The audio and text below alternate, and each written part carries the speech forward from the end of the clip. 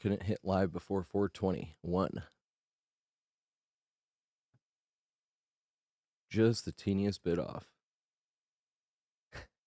Damn. Damn you, 421. Why must you be such a tease? Ooh. What's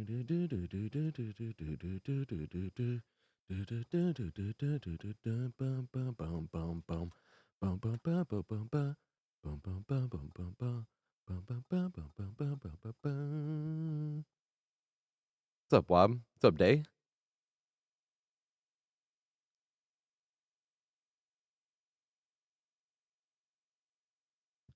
Actually, that is what I want to hear. Who sings that? Fall of Troy?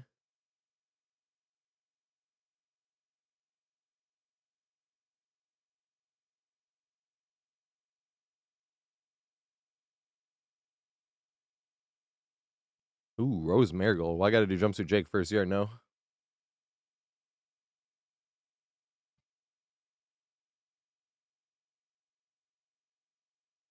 Hey, let's go, Alex. Great to hear it. What's up, Mighty Con? What's up, Jagass? Beeble Rocks. What's up, Hi?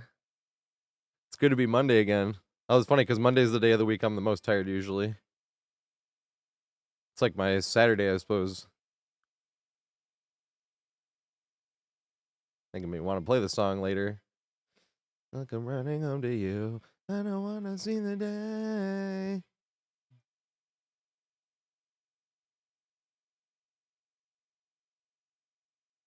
No regrets. I don't want to see the day. My one chance to take back. No regrets. The song was on Good Old Guitar Hero 3. It's making me want to play it.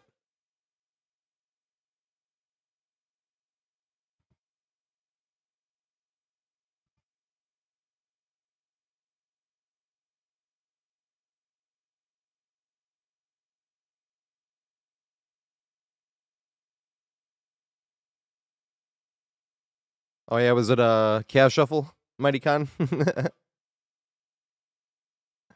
No, it was probably just Chaos Shuffle. Chaos Shuffle's around. It's a playlist that gives you four random perks, but I always forget to even look up what perks I got. Hey, what's up, MLT? I feel bad. I feel like when's the next 2v8? Is that like the end of June, maybe?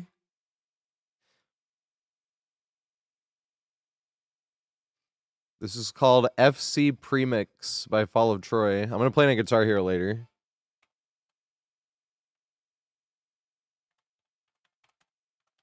I don't know why it's called FC Premix. And it's typed out like that.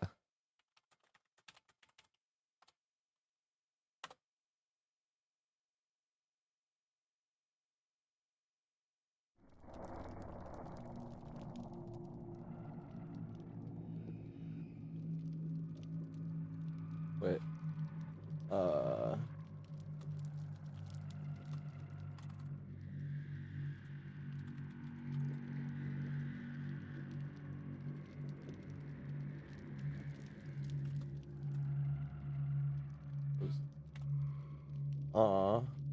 I thought didn't I? What the frick?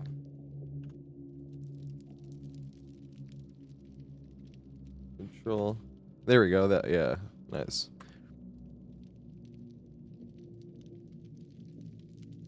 This part is actually hard on Guitar Hero, but it's fun. It's like trying to strum once in between. It's like strum, strum, strum, strum, strum, strum, strum, strum, strum, strum, strum, strum. But you can hit all the hammer-ons in between. But you have to strum at the perfect time, right after you hit a hammer-on, and then strum before the next two hammer-ons.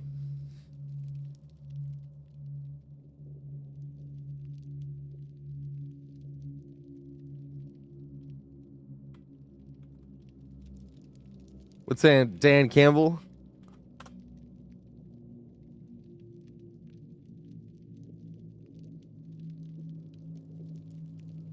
Oh yeah, Lift Heavy. See, the funny thing was, Lift Heavy was I made the market. I thought I pressed A, my dumbass, or M1. No matter what I press, I always think like the main button will always just be A. Hey, digital math, let's go.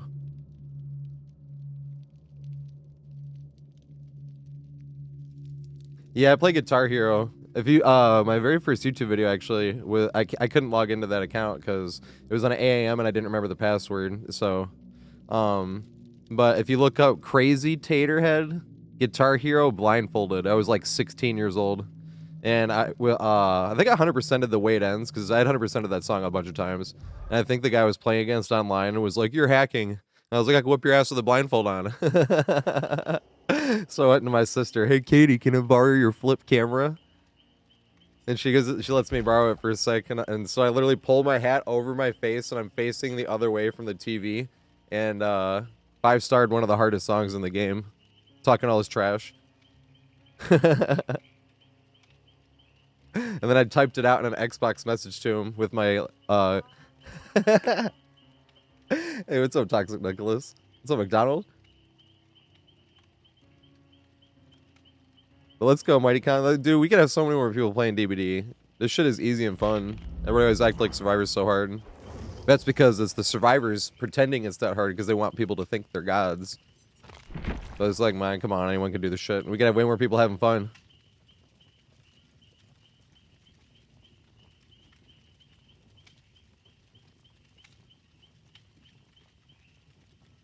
I seriously can't get people to play this game because they're like, Survivor's too hard and it's going to take me too long and it's too sweaty. And I'm like, dude, we were getting 50s in Halo. Oh my god. At least Survivor.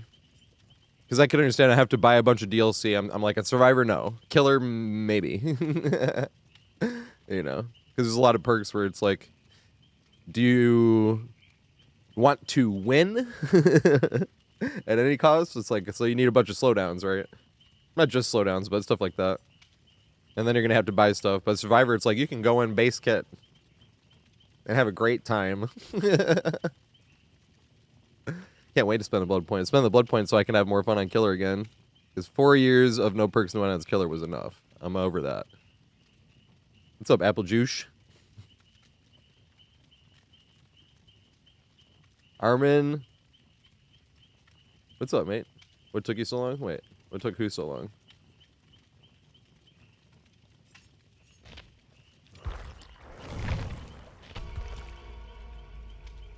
Yeah, I should have had that whole Borgo guide out by now. I felt bad. I was like, I need to do this one right now.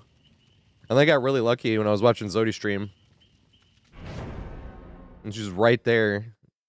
And she was like, I haven't gotten too much value off of that. I'm like, oh, greet it. And she did it right away. Yeah, McDonald. The best kind of prize is a surprise.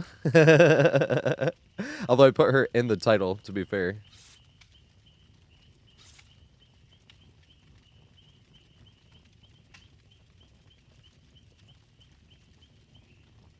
But that wasn't even the point. The point was like, look how Rachel picked it up right away. Oh, great song. Not in a mood for it, though. Stream is too short. Because that song is 20 minutes long.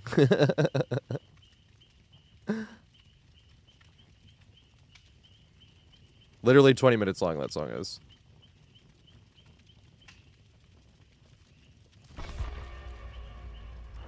Oh, this is Trivium. Let's go. The playlist said you're listening to a metal song whether you want it or not. Next. Although, I always like some metal. It's hard for me to skip a metal song, an electronic song, or a hip-hop song. I know that's kind of cheating, because they all have so many subgenres, but... This is Trivium. This whole album is... I literally just have this whole album on the playlist. The album's called Shogun. Other than that, I'm not a huge fan of Trivium. I have like a few of their other songs. Like I know I have the Sin of the Sentence on there. But this album, the whole album is just... I just put it on... drag and drop. Because that's how my friend told me to listen to it. He's like, dude, you gotta hear this album. Okay. That's speaking of the Halo friend. He's always the one I'm thinking of when I talk about trying to get people to play DBD. Like, dude, we sweated for 50s. You had a 50 in Slayer and doubles, and you're trying to tell me Survivor looks too hard. That's the problem you get when everybody does one little spin and is like, oh my god, I'm fucking amazing. Oh, shit. Oh my god! Is he stalking still?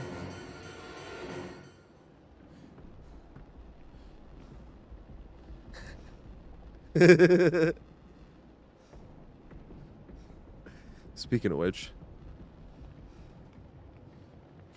you know, it sucks. It's not Scratchbeard, dang it. That was funny though. You know what sucks though is I purposely was like, I have to be better with my voice because I'd be screaming way too much. And like my voice is wearing out and my throat will get sore and shit. The very first game. I love this game, dude. This game is fucking hell. Like, this game's just hilarious.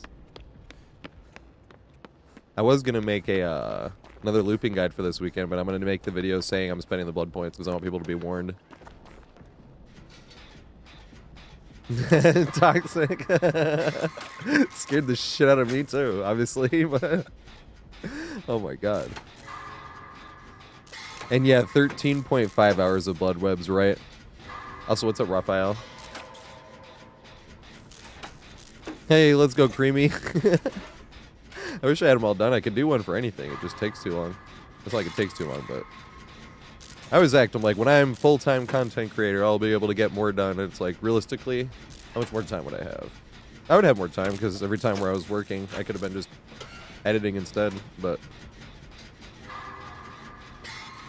one day, that's what making the guides is necessary for. The dream of being a full-time content creator. Every time I ever say that, has anyone seen Wayne's World? Every time I ever say that out loud, that Wayne's World looking right at the camera and going, but I'd really like to do is Wayne's World for a living. Yeah, it might happen, and monkeys might fly out of my butt. It's like the scene I always think of when I'm like, I want to be a full-time content creator. Wayne just saying that. And that's basically what streaming is, you know? They're just playing games with friends. Streaming never feels like any work. Streaming is the spare time. Editing does feel a bit like work because it's kind of tedious. But that's why I can't stream more. Because I'm either working, editing, or streaming. And streaming is the designated playtime. Like, yay! I have a few hours and I'm going to play some, you know? A gun rack! What am I going to do with a gun rack? I don't even have a gun, let alone guns that would necessitate an entire rack. What am I gonna do with a gun rack? Not gonna lie, that movie like hard affected my musical taste growing up because I had never heard anything from Queen before that movie.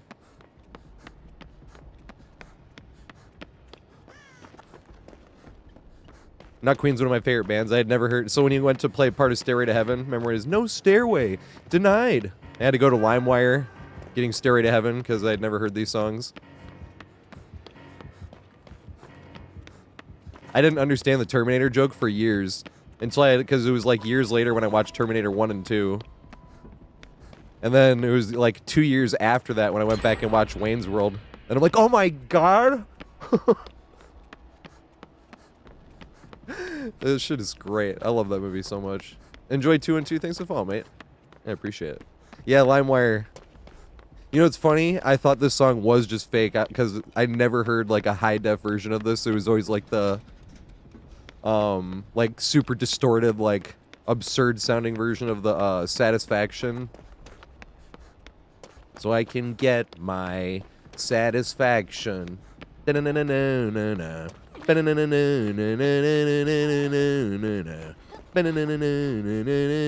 like never knew there was an actual song. I always just thought that was like some crazy shit.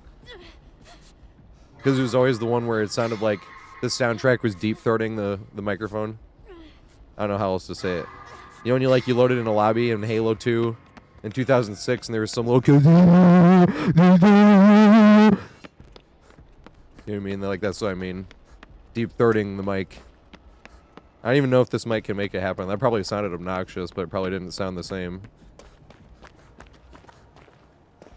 Dude, that brings me back too. That was my very first experience with online gaming. It was Halo 2, actually. It was 2006. And the very first lobby, I get into Rumble Pit, because that's just what it puts you in. Like, before, if you don't specify anything, it puts you in unranked Rumble Pit. Or maybe it was ranked. I can't remember. I think it was unranked. I think it literally was unranked Rumble Pit. And I remember in Rumble Pit, and it was because it was unranked, because in unranked you could hear people before the game. And then you could hear people in-game and stuff too, obviously. But I remember before, like the second I got into a lobby, before I could even see the tags, you could hear people. But you wouldn't see the tags until it was a full lobby, and then it'd show everybody. And I remember just some kid just deep-throating his microphone and screaming London Bridge by Fergie at the top of his, like,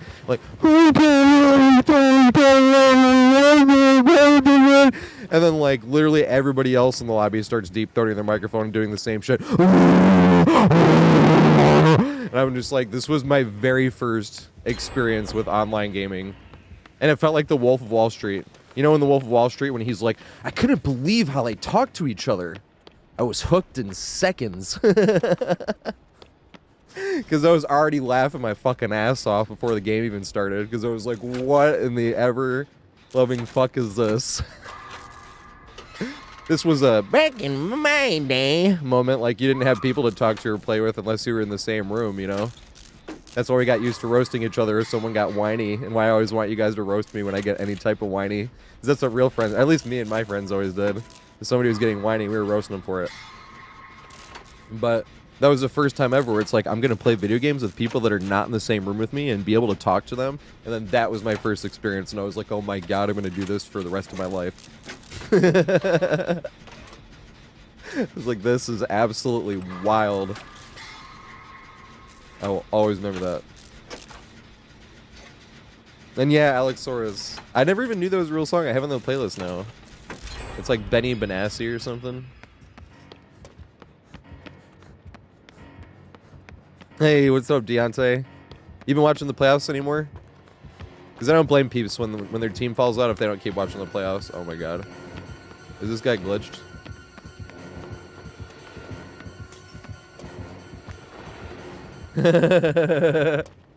Or does he have a... I think he's just has play with your food and he's just walking around faster than people.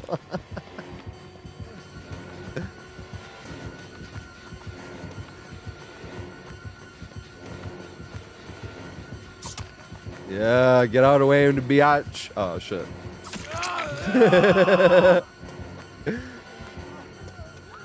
Come back here.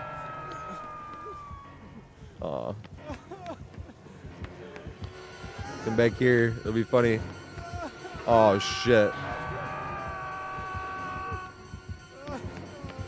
Read it.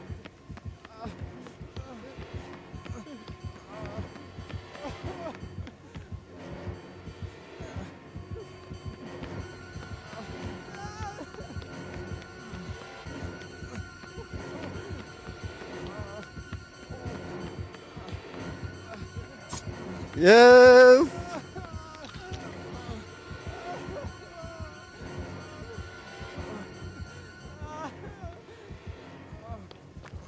Alright, I'm getting out of there now. I would have felt bad if that backfired as absolutely hard as it could have. I love that tile. I was very selfish there, I'm not gonna lie. That is called looping selfishly. Don't do what I just did. We've been talking about this because every now and then you'll play for like 3 straight hours and never get to loop anything you actually wanted to, so your games go like awful.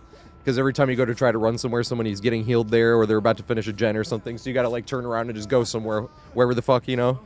Or sometimes like just eat it down by holding forward somewhere else. And then sometimes that'll just happen for like 3 straight hours.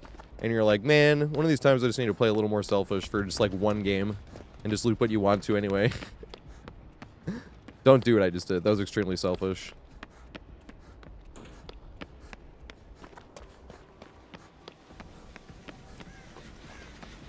I would not have considered that whatsoever if this wasn't such a, like, that was his first 2 hooks and 4 gens are already done scenario. But even with that being said, that was possibly throwing the entire game. Just because I want to loop my tile.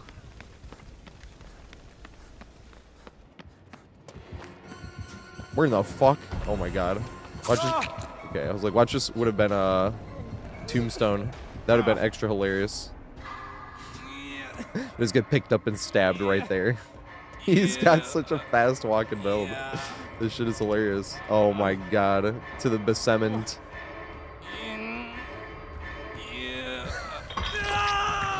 This dude is hauling ass.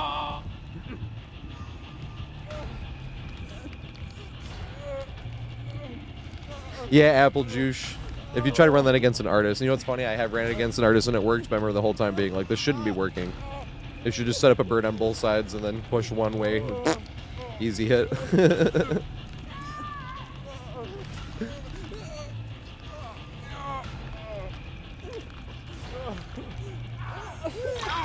Oh shit.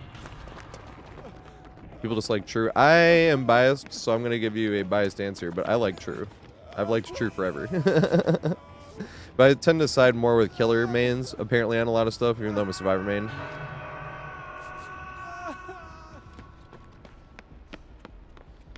But I don't know, I feel like that is seemingly divided. Like most survivor mains, I feel like don't like True. I feel like the people that do are most of the time killer mains. But True is one of my all-time favorite DBD videos, actually. Oh,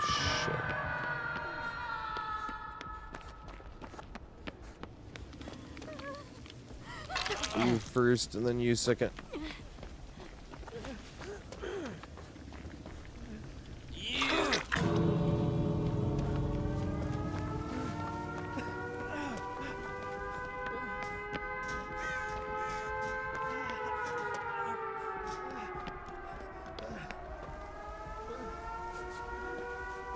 He could come around the corner and slap you down.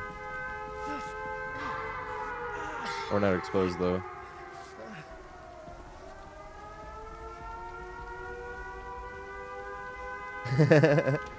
All four of us are here. I think it's time. Also, Esoteric Quest, thanks for following, mate. And Humble Toker. Hey! What's up, Humble Toker? This is I was just thinking about that today, because I've never been able to go to a TwitchCon.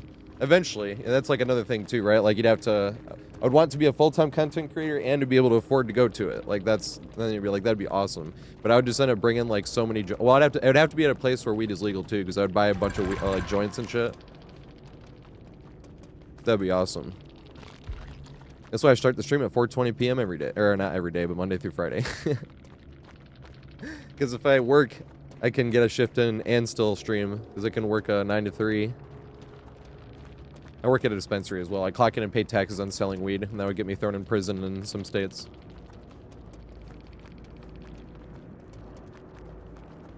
They were on controller and shit. Good stuff. That was epic fun, Mikey. Yeah, Cali sober. Yep. What are we listening to? Oh yeah, Trivium. Let's go. Also, if you don't like the music we're playing, we're also live on YouTube. And there's less ads. You can skip the ads. There's no music or any other sound alerts or anything like that. It's basically like a less is more. But the same thing, like it's way easier to rewind as well. On Twitch, it's kind of pain in the ass to like, if you just miss something, you have to like go to their name, go to videos, go to recent broadcasts, go to the end of it. And if you do all that too fast, you get punished for doing it too efficiently, where it's like, this hasn't loaded yet. YouTube, it's like, oh, what did I just miss? You click back the teeniest little bit and there you go. But YouTube doesn't have the fun stuff, like I said, like music and sound alerts and channel points and redemptions and stuff like that. And we playing Clone Hero pretty much every stream. Like usually at the end of the stream I'll play like a song or two. But I do have like a redemption thing that's like play a song. When that happens, I can't have the audio go on YouTube. That's the only like real downside to YouTube, is all you hear is like the guitar button going up and down and like the buttons clicking. It's like all you hear. Unfortunately. You can see it though, but YouTube, if I put it through, I would get like a copyright strike.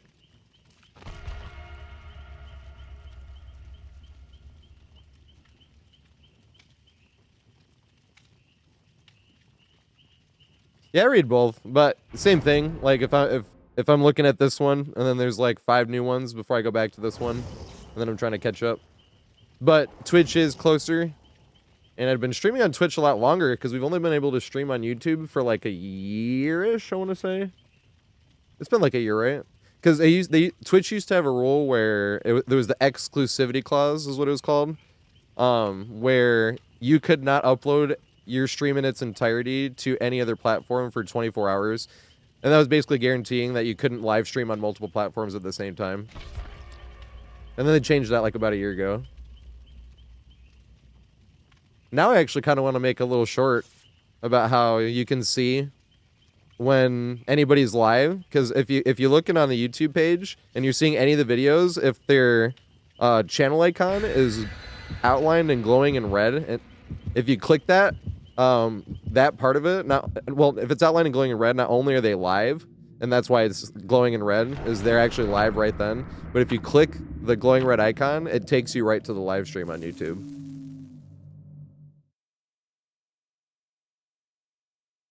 I just thought that was pretty cool.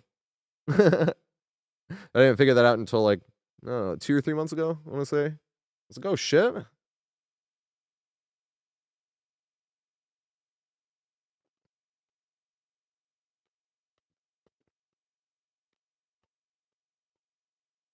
Hey, this shit makes me want to watch Kill Bill.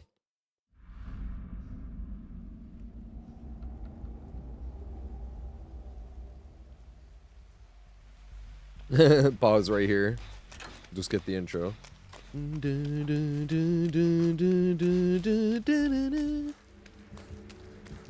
Oh shit. How did I not get hit by that? Hold W. I can't go that way because they're in that corner. I do not know which side I have. Not this side.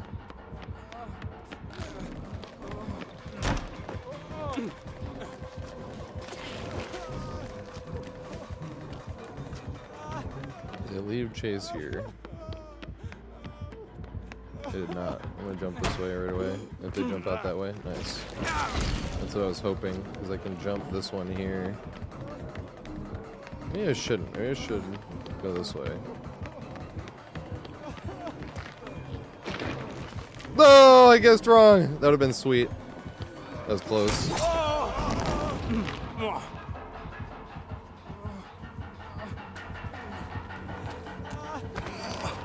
A little bit too far out in the open. When I like dodged back, that's I was like, no, damn it.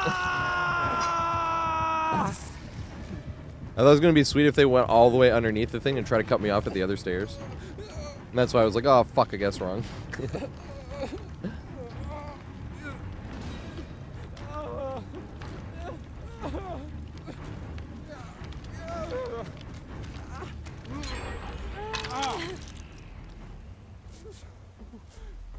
Yep, esoteric. Dude, Kill Bill is great. I mean, Tarantino is just my favorite director, to be fair. Came to that realization, like, in the strangest way. Because when Scorsese was my favorite director, I was like, Martin Scorsese is my favorite director, and this, and this, you know. And Tarantino was just kind of like, I just realized it. Because I had watched, like, 5 Tarantino movies. Not, like, in a row, like I'd watched other movies, but where, like, I watched Kill Bill 1 and 2. I'm like, these are my favorite Tarantino movie. And then I watched Jackie Brown, and I was like, no, this one's my favorite Tarantino movie. And then I watched Inglourious Basterds, and I was like, no, this one's my favorite Tarantino movie. And that's when I'm like, okay, he just must be, like, my favorite director, because every time I watch any one of his movies, I'm like, no, this one's my favorite. You know? Dog Bunny, thanks for the follow, mate. I appreciate it. Although I haven't seen, what is it, Death Proof or something? I think I finally have it, though. Well, he didn't direct that, though. Isn't he just acting it? Oh, Gora. Open lobbies is Wednesday and Friday. I'm sorry, mate. I should put that in the description. I'll put that in the about me after, like literally at the end of today's stream.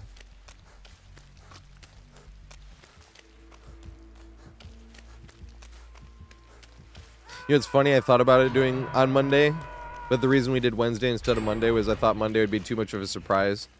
Because I don't stream on the weekends. And then if I come in on a Monday, and then people would miss it and be like, oh, fuck, today was the day. As opposed to like tomorrow I can be like, all right, open lobbies are tomorrow.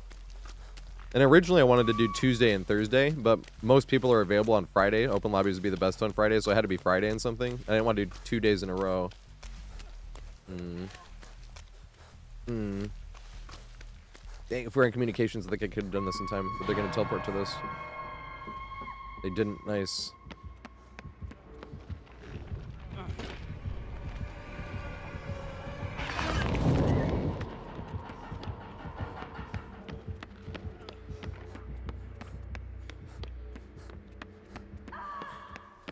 Sure, what question? Yeah, I love Django too. See, that's another one, Doug. I watched Django and I'm like, no, this one's my favorite one. The only movie where I feel like needs an asterisk by him was just because I did not know the real life story. And when I watched Once Upon a Time in Hollywood, I'm gonna run right towards this. Run this way. Speaking of which.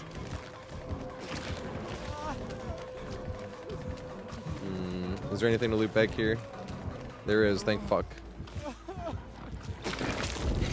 damn, that was a good shot.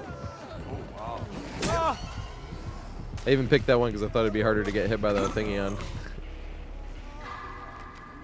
Alright, nice, they got everybody away. I was trying to get to the farthest part of the map as somebody on hook. I was like, whatever's back here. It's like extra bad when there's nothing back there and you're like, fuck, I just ran to a dead zone. But then I looked like shit anyway.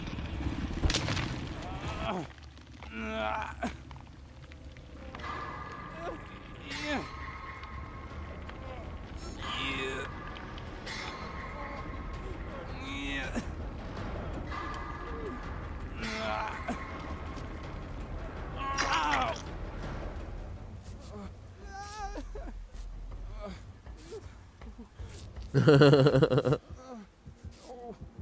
D is silent. Oh shit. Let me redeem myself with this pallet again. I doubted myself the first time. I even thought. I was like, I bet they're gonna do this.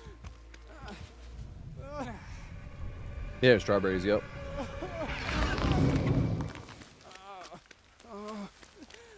No, it is Wednesday and Friday. No, we were just explaining why it's not Monday and Friday. Or Tuesday and Thursday. I thought Thursday and Friday was too close together. Tuesday and Friday just feels too random. Especially if 2v8 ever becomes a permanent playlist. Then I would do 2v8, or I'd do 2v8 every Tuesday.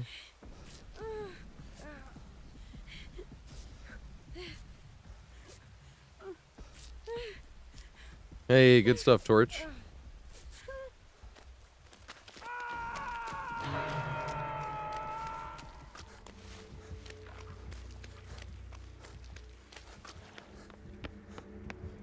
Does he cut through here? He does.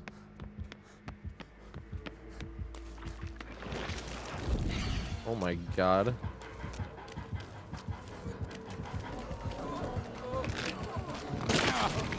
Nice one. Oh, they just teleported. Well, that game went about as poorly as it could have.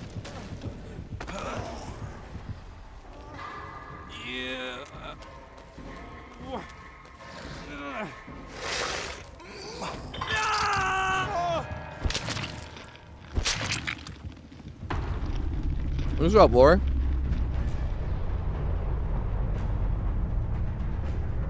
I'm sorry, as I stuff my face. It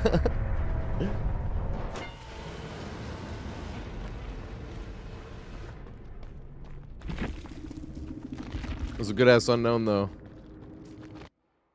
Even though every decision we made backfired, they were also extremely skilled. You get chat unknown.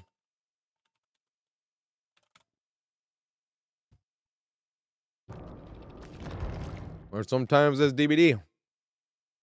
Sometimes everything you do backfires. Bacon XO, thanks for the follow, mate. Bacon! Wait, is that the freaking... You remember those commercials? Or your name could be Megan, and you also like bacon. There's a lot of things this could be, actually. But I hadn't thought about those commercials in a minute.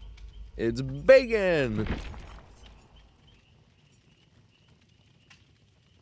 Throwback to childhood. Who is Rose Marigold again? Is that a Cheryl? No, it's not. It's an Alan Wake, actually, isn't it?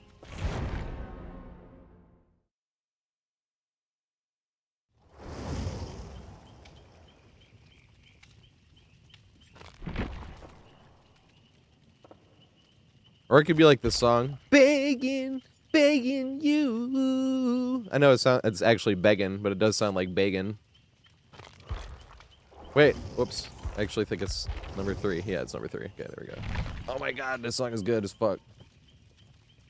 Makes me want to watch this.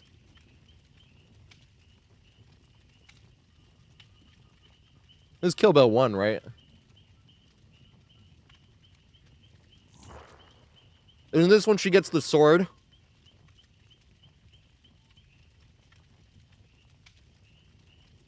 Oh my god, I fucking love music. Music is so good. Movie music is like common day classical, I feel like.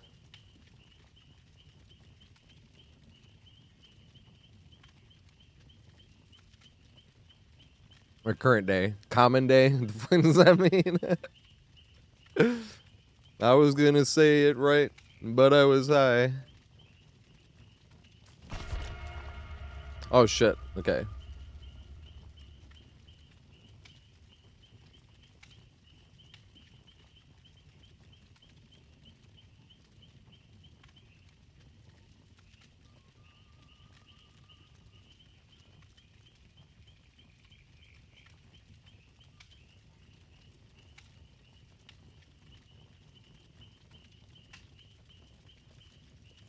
Oh, yeah, I think there's definitely way more killer or survivor-sided maps than killer maps. Like, so whenever you play on, like, ruins, everyone complains about ruins being super killer-sided. And I'm like, it is, or it can be. It depends on how the killer plays. If they actually go downstairs and upstairs and not just guard one side.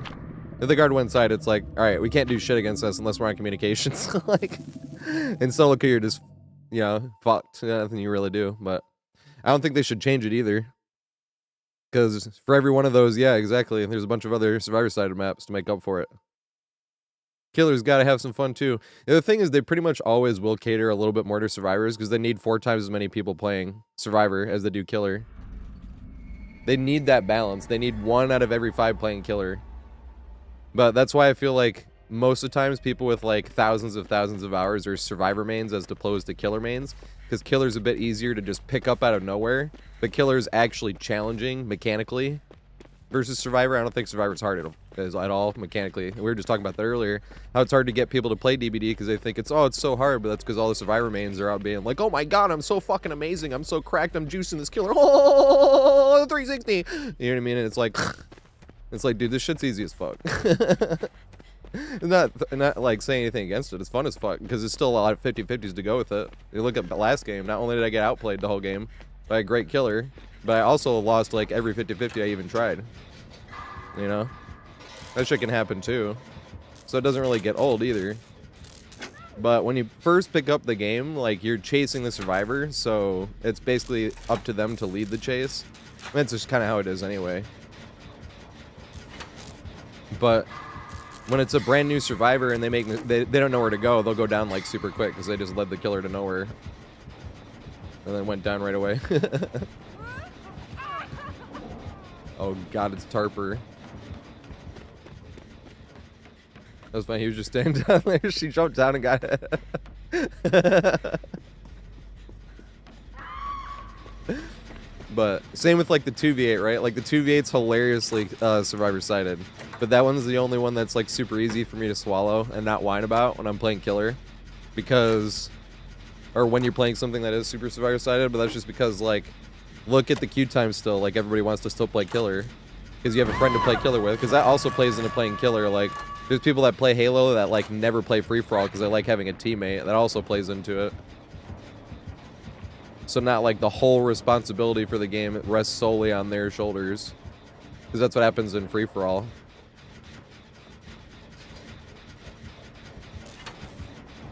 So all the good luck or bad luck that directly affects you, you have to also make up for. Or enjoy, you know. But it's all, there's nothing else at play.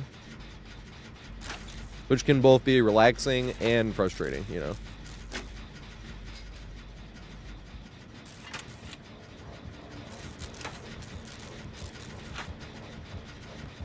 But yeah, overall, yeah, exactly. I think Survivor, there's nothing really...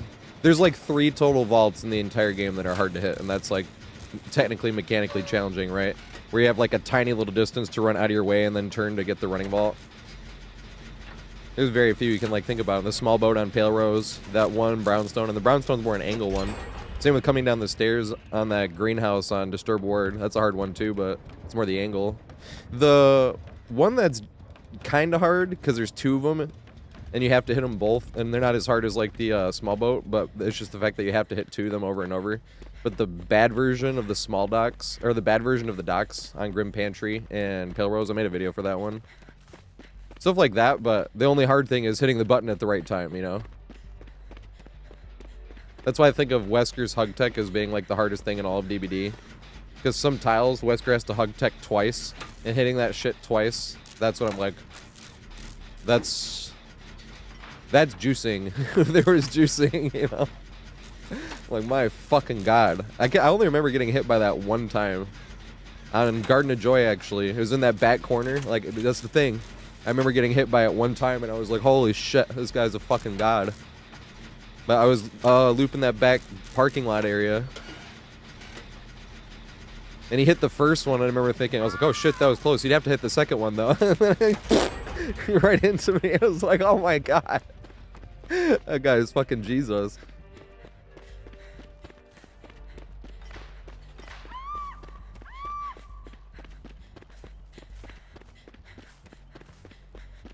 It's not Bloody Quail, is it?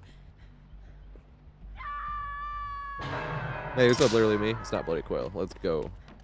Snot Bloody. Did they trap the whole merry-go-round? It's funny when they trap 2 sides of it.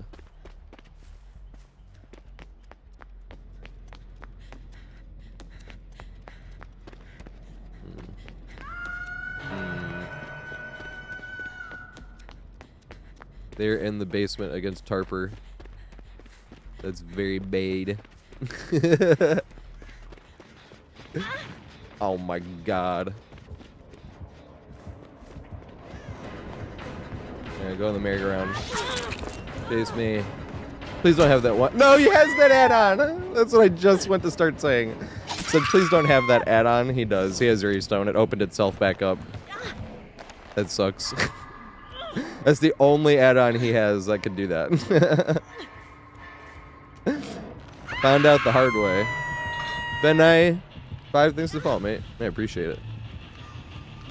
I have a video, actually. It's one of the only shorts I made, too, where I was running into the trap. Like, it was towards a trap on this window. It was on the upstairs window, actually, on main version C. And it's closed, right? And as my foot steps onto it, it starts opening back up and catches me. And I'm like, dude. That was like one of the only shorts I made. I was like, this shit came back open. That was the worst timing I ever had on a trap. This one, I was vaulting, it was already open. I was like, oh, fuck, it's there. But running towards it and then having it open as I stepped on it. That was like, this sucks. I hate it here. Now I'm playing on PC, Marco. I just use controller. Oh, lift heavy. I like the bush at the back. Specifically. There's other fun stuff to do in Haddonfield too. That middle house with the pallet downstairs and the pallet upstairs and the pallet in the back that you can just greet them all and connect them all together is really funny. Obviously if they respect, if they don't respect, then you just get hit, but you can literally connect all 3 of them together. But that bush, it's only because the problem with the bush though, it doesn't spawn every time because there is 2, so there's 3 RNG house tiles you can get, and the backyard is the same as the front yard every time with those. It's like the backyard that has the bush will always look just like that. Come this way.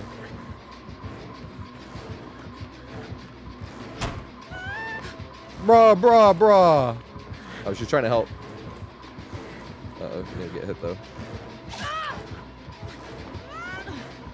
Thank you. Uh-oh. Here's the downside, though. Is a certified crash shot getting the unhook. Yeah, they are. Good stuff.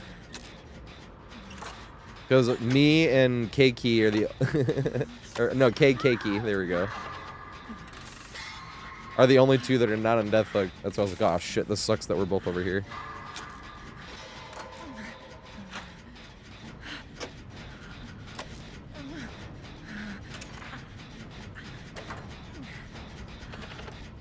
Right? I should have ran around them. I was just trying to take the tightest corner. And they were literally standing still. But this is actually, I feel like I was more at fault in that scenario. They literally stood still, and I still let them get in my way. I was like, you're blocking the efficient route. But this is what I mean by I'm actually the worst body blocker in the world. Because if I would have had any type of sense there. She was literally standing still. She said, I'm not moving and getting in your way. And I face planted right into her anyway. You know? I'm using the Elite Series 2 or something. It's too much money. Wait for Black Friday. I can't guarantee there's a sale on Black Friday, but I got mine. How much might it cost? Like $150 or something? And I'm like, this is way too much money. But apparently it was supposed to be like 200 something. I'm like, oh, okay. Never mind. But 150 I did remember being cheaper because the first series one, the Xbox Elite series, that was just #1. I got that one and it broke. That's why, and then apparently a bunch of people had problems with it. Well, it didn't break. It's just the grips like came off and it just felt really jank. It was like, damn, this was $175 just to have the grips fall off the side, you know? Like, oh,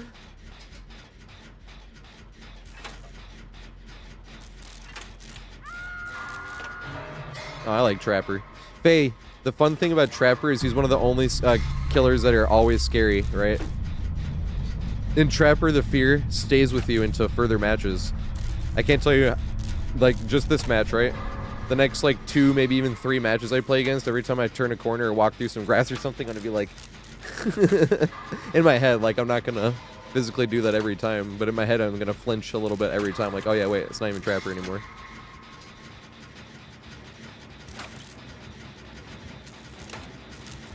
Add or remove. I give you 2 things they should add. And this is not the answer you're looking for, but they're cosmetics. For Houndmaster, we should get Steve in blue. Tell me that isn't what DBD needs. Is hearing and is getting dragged back to Steve with his handy dandy notebook.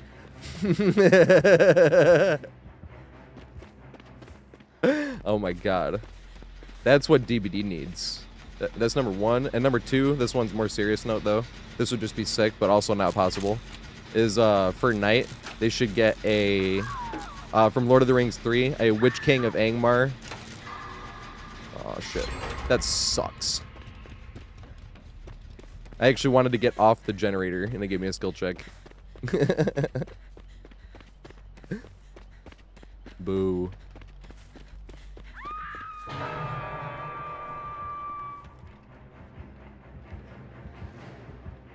Mr. Salt and Mrs. Pepper add-ons. Or at least in the Mori. The Mori would be funny because you could pepper him, right? Technically to kill him, like he's getting peppered. And then you could pour some salt on him on the way out. Well, you know they're going to be salty. This would be so good. Oh shit. Yeah, the Knight for the Witch King of Angmar, yeah, because then you could have this... Oh shit. I wonder if I purposely medium vault this. Yeah, look at that. Although I didn't make it far enough. Damn it. It did work though. I should have ran to the pallet instead.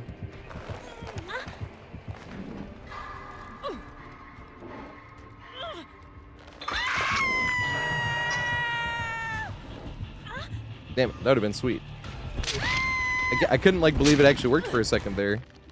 I just completely stopped. I was like, what do we do now? I should let go actually. She's injured and on death hook.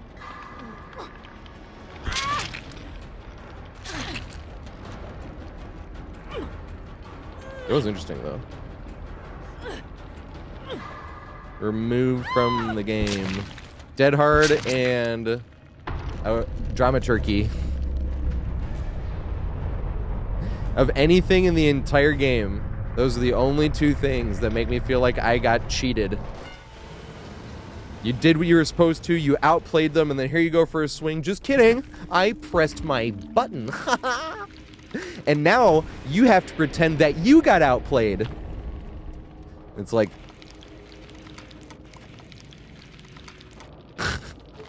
no other perks in the entire game make me feel like I got cheated other than those two. Yeah, but you're probably using it for fun, Shella. I'm talking about the people that just use it as a, oh shit, I got outpositioned, let me now make the vault or pallet.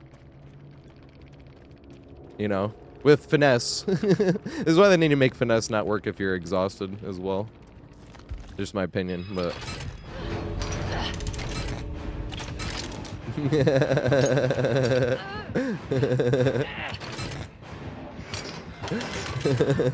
want to see how this finishes, actually.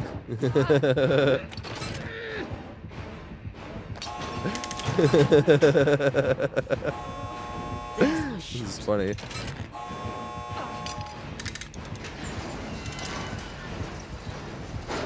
Wait, no.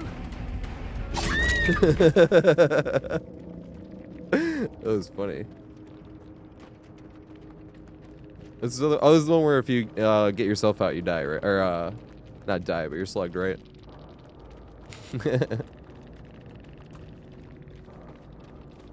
That was funny. Oh, they took the horse away. I just heard about this again. Oh yeah, we're still listening to this. Well, this is the very end of the song, I suppose. So I can just get next. Yeah, this makes me want to play this song later too. Maybe I can play them both. It's a good ass song.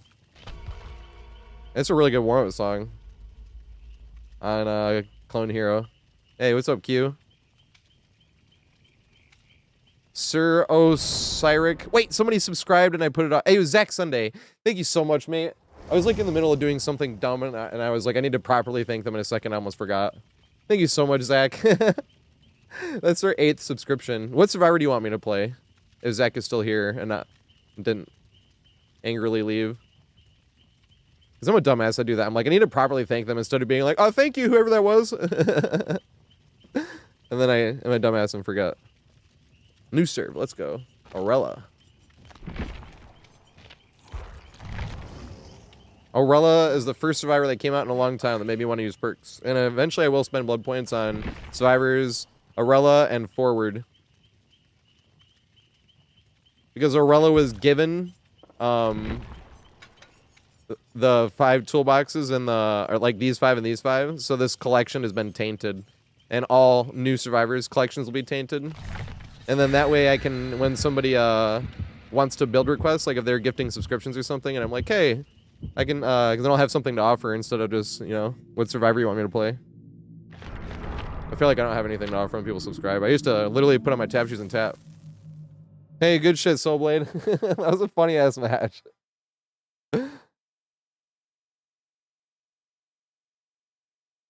Fuck, what was I gonna type? Oh, tap. There we go. Yeah. I used to literally put on my tap shoes and tap.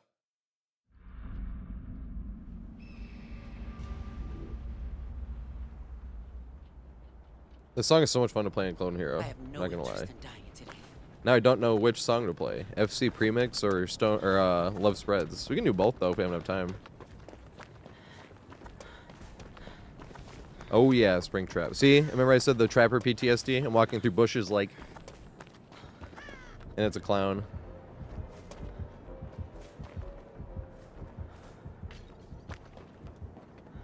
Practice.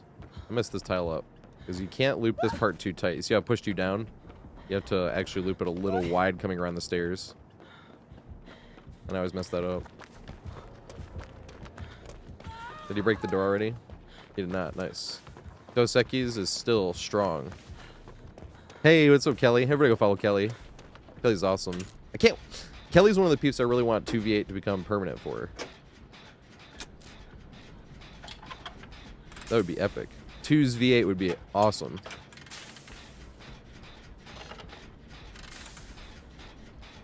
I play with Kelly in the 2v anyway.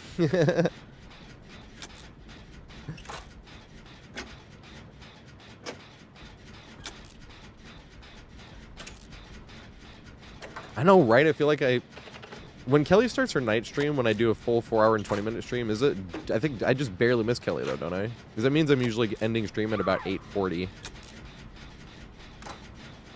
There's a couple people I just barely miss, and like, this sucks. But barely miss in terms of they haven't started yet. As opposed to Chronic, I barely miss him, but that's because he just barely ends. So when I have a short stream, I can raid Chronic. I think he's thinking the same thing too, because sometimes I'm looking and he's like in the middle of his last game, and I'm like, damn, well, I don't want to raid him in the middle of his last game. But sometimes I do anyway. I'm like, I haven't raided Chronic in a minute. He's a great guy. He's live right now, actually.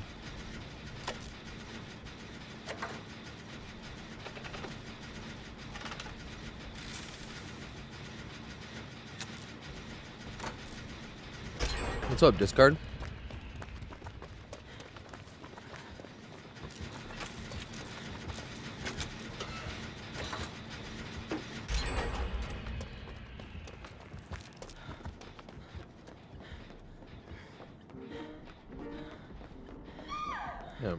Mega's flying through that gen.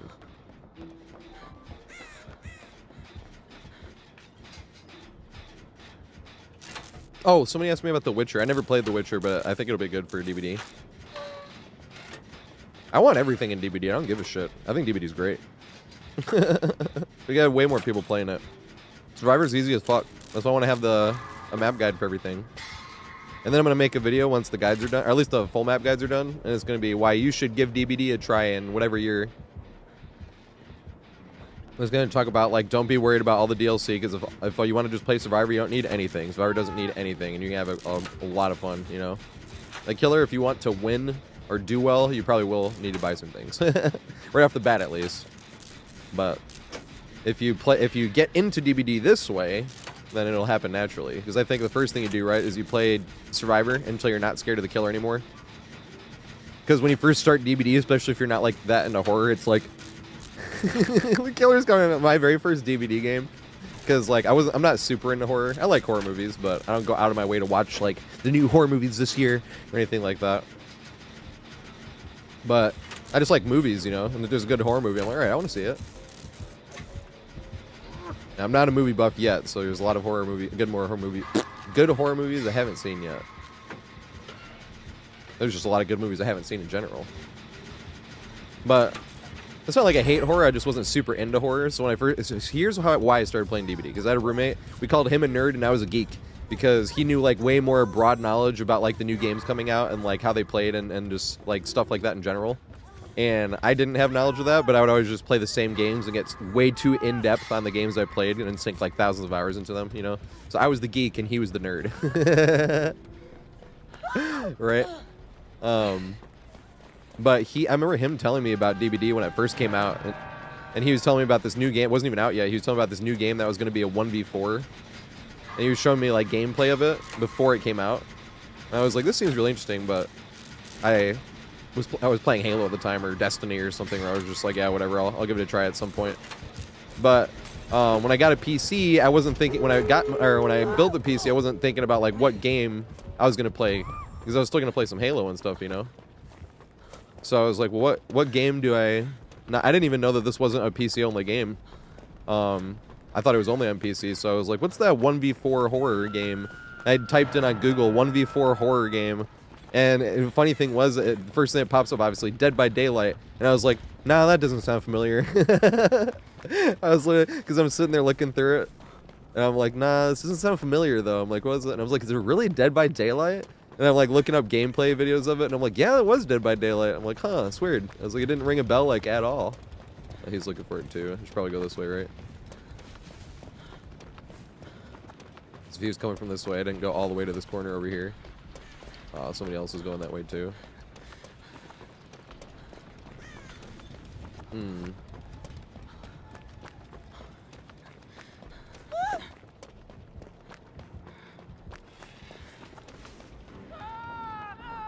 Oh, he found it. I think. It's gotta be right there.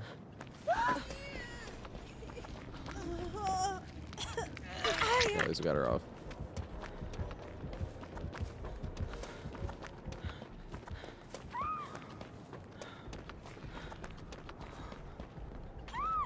Oh yeah, so I loaded up DBD, right?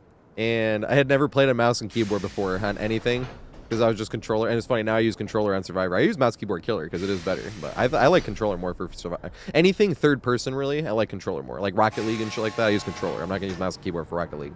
But and I don't play like a ton of Rocket League either, so I can't say whether that's good, better or worse. You know, like I just can't. But I walk up to a generator.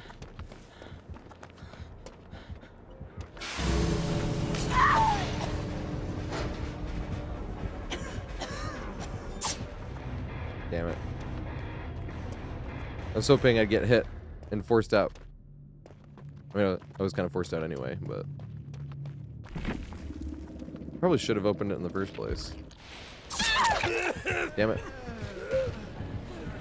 And there's me, not even hooked, leaving the team behind. I hate playing selfish. I deserve to get trash talked in the post game over the video game. See, that's what I'm saying, Khalid. Like, I remember my friend telling me that because I was telling him about DBD, and he was like, "You're playing on mouse and keyboard on Survivor?" And I was like, "Yeah." Isn't it better? He's like, "Nah, third-person stuff do on controller." And I just listened to that advice. But my very first game on DBD, I walk over to a generator, and it says press M1 to repair generator. So I'm looking at my keyboard for M1. Like everywhere, I'm like, that's F1. I pressed F1. I was like, maybe it's because I have a gamer keyboard and it's like F1. I press F1, it's not working. So now I'm looking at the keyboard again. I was like, I pressed 1 on the number pad. I'm like, what? And then I start hearing like the heartbeat getting closer, and I'm like starting to press stuff, and I'm like, oh fuck, and I just hear it getting closer, and I press Alt F4 because I always heard like if you press Alt F4, it shuts it off, right? Because like I always heard about people getting trolled into pressing Alt F4. So I press Alt F4, and you know how it doesn't turn it off? It's like, are you sure? And then I press the power button on my PC because I was panicking. And I was scared of the killer.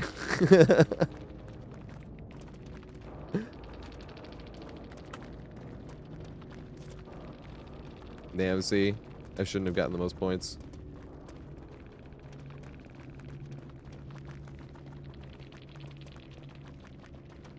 Yep, sorry, I literally did nothing. She left. I was about to admit, I'm like, yeah, I literally did do nothing.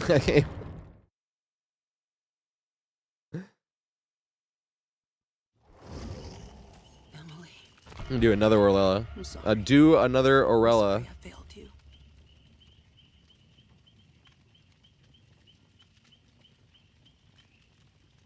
Yep, and then I had to Google. After I turned my PC back on, I Googled which button M1 was in 2018.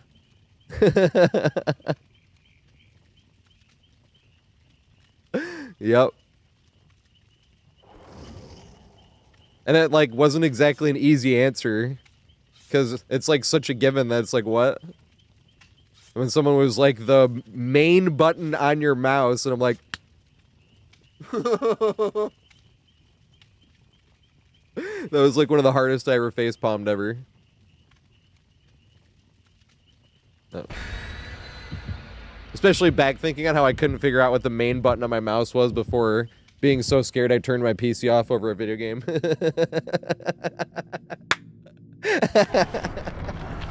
See, that's a fun thing, right? As I'm telling people, if they get into DVD, like, just play until the killers are not scary anymore. Because when you first start playing, all the killers are scary. You're like, what the fuck is going on, you know?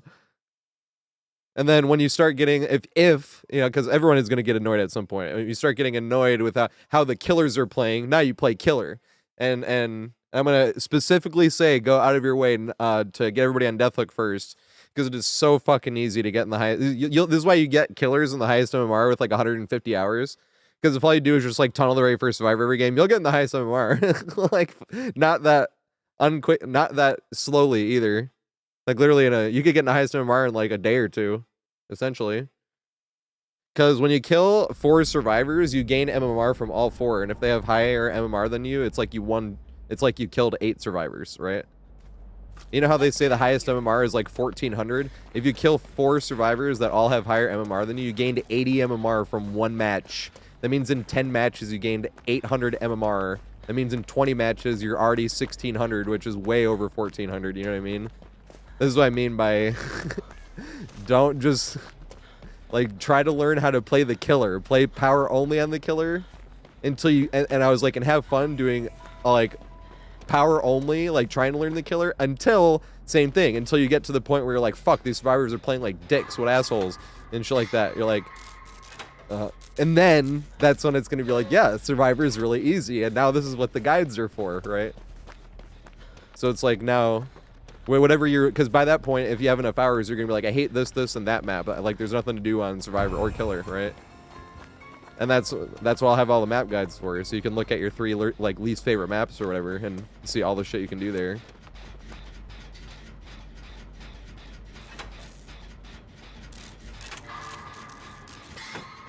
And then you can work on playing Survivor, since you don't need to buy a bunch of DLC on Survivor to have fun immediately. You can literally have nothing and just run in the right circles and have some fun. And then by the time you work up enough of those things, if you want to start getting some killers with some better perks and stuff, then you can use your shards that you've worked up from playing Survivor and whatnot. And you can spend those on unlocking original killers, you know? But some original killers have some great perks, like Artist has Pain Res, you know? Clown has Bamboozle. Those are 2 that just come to mind right away.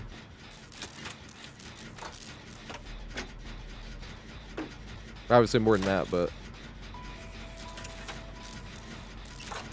Was it Knight has Nowhere to Hide? Like, these are pretty good perks. That actually goes well with Pop, which you would have had from Clown anyway. Or you can unlock a killer that you want to play and not just for the perks, you know? Because if you do it that way, I think DBD actually is a really easy way to get into. But that was exactly how I did it, so of course I'm biased. But I was playing DBD because I had nobody else to play anything on PC with. And then when Master Chief Collection and Destiny got crossplay, where I was playing with people on Xbox when I was playing on PC, when that happened, I was playing less DBD. But I was still like a pretty new to DBD. Like, I'd only played a little bit. And I was playing other stuff too. I was just playing DBD like, alright, let me play some games tonight. But DBD was the game where I didn't give a shit about winning, because I was like, I feel like I'm going to have teammates on communications if we're going to work together to like play better than this killer. And that's pretty much how it is. Like, I do think solo queue is killer-sided, and it is because of that. That's the thing. There's like, how many killers do you play in this game where it immediately feels swift-sided? Where, like, if you're playing against people on communications, it makes your killer, like, less than half as strong as they would have been. Like Legion, right? Legion against solo queues, like, you might not even know where Legion's coming from and then run right into the Legion and give him the 4th, like, stab when you're literally trying to run away from Legion because you're looking on your thing, but you don't know where he is because you're not on communications. Or you could be running away from somebody and end up leading him to the other person, stuff like that.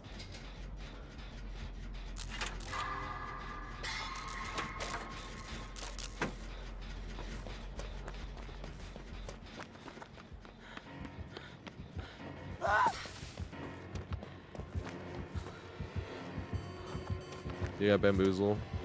Yep. Go do. And there's no pallet here. That sucks. I don't think I make this. There's not even a window. I definitely don't make whatever this is. Oh, this shit. Damn it. I should have seen what this was. I thought this was a simple pallet gem. The other pallet's already gone. I seen them looping over here too. So that is kind of my fault. Running back this way for the pallet already being gone.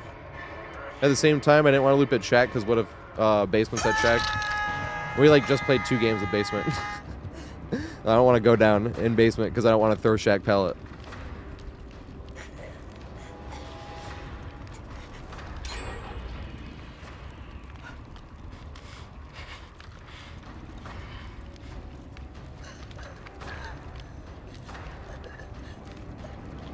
Well, it depends, Abstract. Killer can be easy if you just want to slap 4 slowdowns on, because I'm going to talk about this in a video coming up, but if you want to slap 4 slowdowns on a killer and just tunnel the very first survivor, like, you can win most of the games you'll play that way. It's just going to be boring. And then the other problem is, like, when you didn't pick up, like, the random little things that would help you beat these other teams, then you will get absolutely slapped by the teams that were just 100% ready for that. Because they have bold to the shirt in and off the record and DS and all this other shit. That doesn't matter if you tunnel the first survivor. But if you're playing against people without communications, it's pretty hard to counter that. 4 slowdowns and tunneling the first survivor if you're not in communications. Because trying to just get healed without communications is really hard. The only thing harder than that is body blocking, because you end up running around the entire map, listening for a tear radius, trying to find the survivor you're trying to body block for, wasting 45 seconds you could have spent on gens just for them to go down right when you found them anyway. Or get in their way trying to body block, because you're not even on communications, you know, shit like that.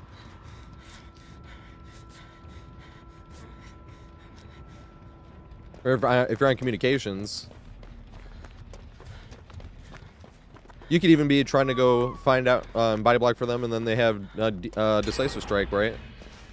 Just for them to get there, and then they slug them because you're right in the area, and then they go after you, and they don't get to use their DS because they slugged them and because they saw you there trying to body block, you know? Whereas if you're on communications, they could be like, hey, I have DS. Oh, okay. Back to the gen.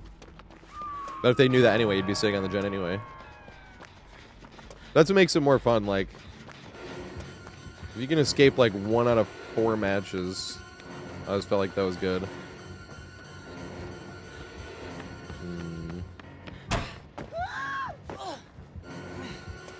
I just have to hold forward. I'm gonna end up getting downed again, but that's fine.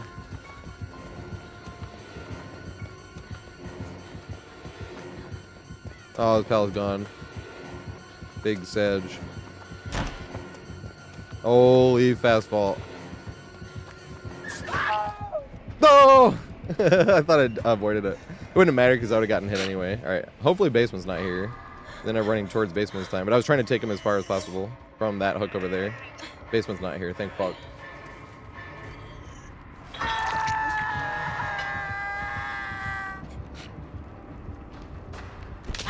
Hey, Lift Heavy, I have a video on, oh yeah, I had old Dead Hard, yep. That's why I stopped using perks anyway, actually. It was some killer came in. He was talking trash. This is the problem, is like I didn't remember much.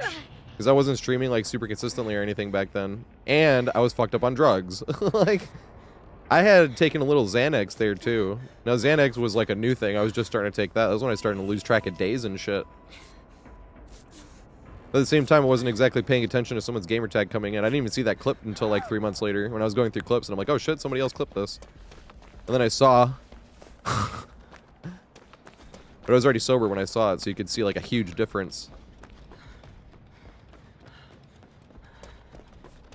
But yeah, originally it was because a killer came in and was like, you're garbage, you're just using Dead Hard and Iron Will. And I was like, I'll prove you wrong, I'll take all my perks off. The first game went great, I was talking all this trash, and then every game after that I was like horrified of the killer. Because I actually didn't know what to do. He was completely right. Because old Iron Will, you were just completely silent. I think that's the current Iron Will as well, actually, but you could have it as exhausted as well. So what I didn't know how to loop any of the jungle gyms. I actually need to play extra safe because I'm on Death Hook. So what I would do at all these jungle gyms, like, and I mean I did not know how to loop. This was my tactic, right? Like, I would break line of sight. I would put my scratch marks, like, everywhere, so the killer would have to guess where I went, and then I would leave the jungle gym, because I wasn't making any sound, so they couldn't tell if I left or not. And... it's a one-seater. And if they walked into the jungle gym when I was just putting scratch marks everywhere in the jungle gym, I would dead hard past them and throw the pallet. And then, oh, baby killer. My stream titles were like NFL Jukes. Back when I was like, oh yeah, my 360s are so saucy. This is what I mean, I had no fucking clue what I was doing. A dead-hearted pallet, throw it. Ah, baby killer.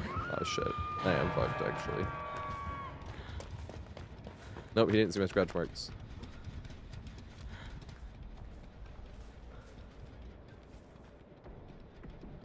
Yep, and now Dead Hard and... Well, now Drama Turkey is like the only thing I actually do want. Not removed, but it's still, I feel like I just don't like it. It's the only 2 things in the whole game that makes me feel like I got cheated. There's nothing on the Survivor side that makes me feel like I got cheated. Killer side, those 2 perks. You outplay it, you did exactly what you're supposed to. Oh, but they pressed that little button. It just feels so cheap, you know? Like, it feels like I got cheated. Because killers don't have anything like that, right? Oh, I lost my gen, but wait, I pressed my button and it gave me 10 seconds back on that generator that was finished. Killers don't have anything like that, you know?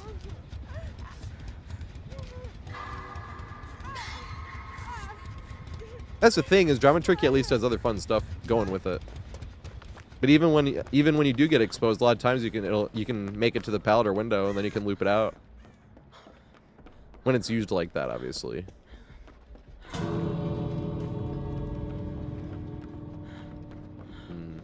I have no idea where escape was. Whoopsie.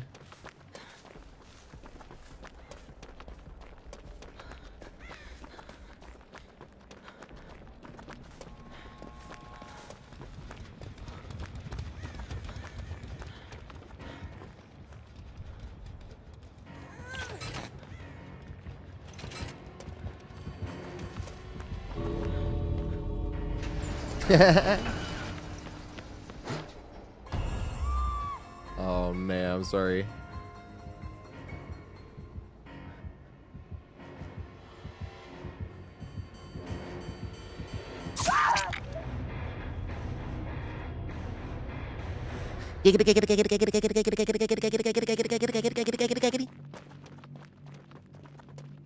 All right. Giga Chad Myers. This song's still going on. Makes me want to play it on Guitar Hero so bad.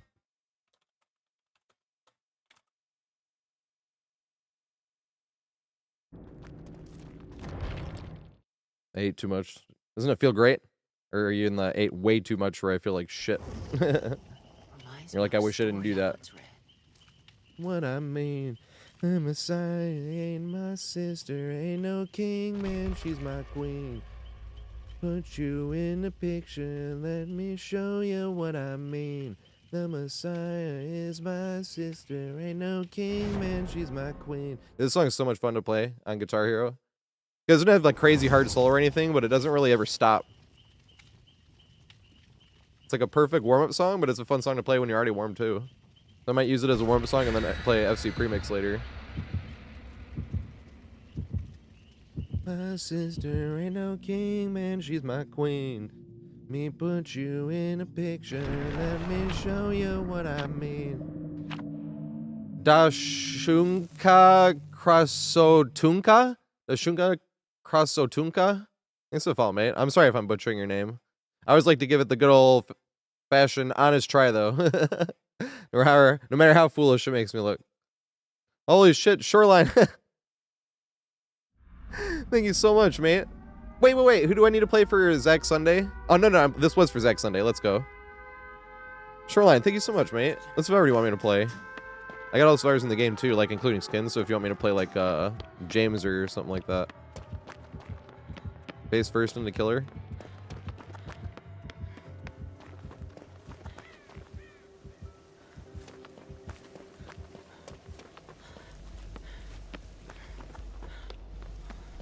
Dang, I would like to use that one perk where you throw this pallet and then pick it back up. Right in the beginning of the game. Chase me here! There's no gen in the middle. I usually actually like when there's a gen in the middle, personally. I know it's more dangerous, but... Ace, let's go. Also, good luck, Mandela Manic. There we go, I'm sorry. Sable, let's go.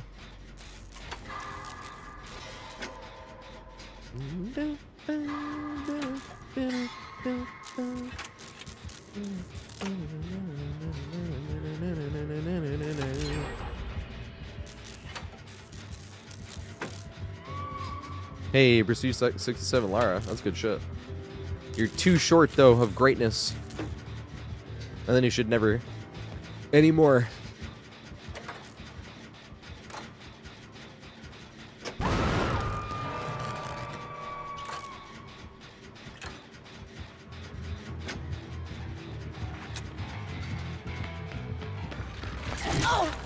Dang it.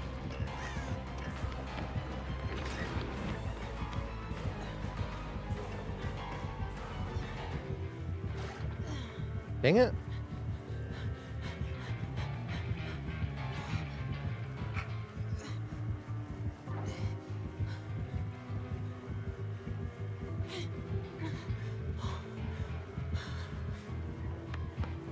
chasing somebody? Oh, he is. Damn. I was all excited.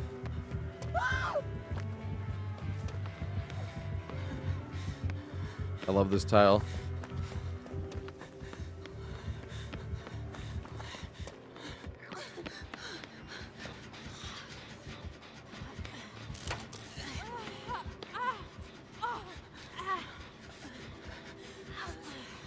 But still, you are good at looping, mate. Ain't too much to looping.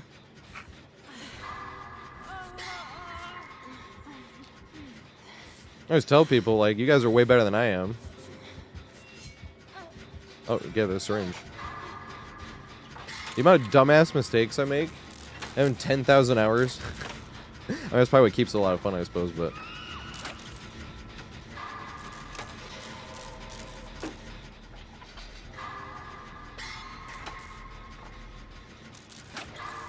I suck at Survivor. You're a killer main. Even then, I haven't noticed you being particularly terrible at Survivor or anything like that.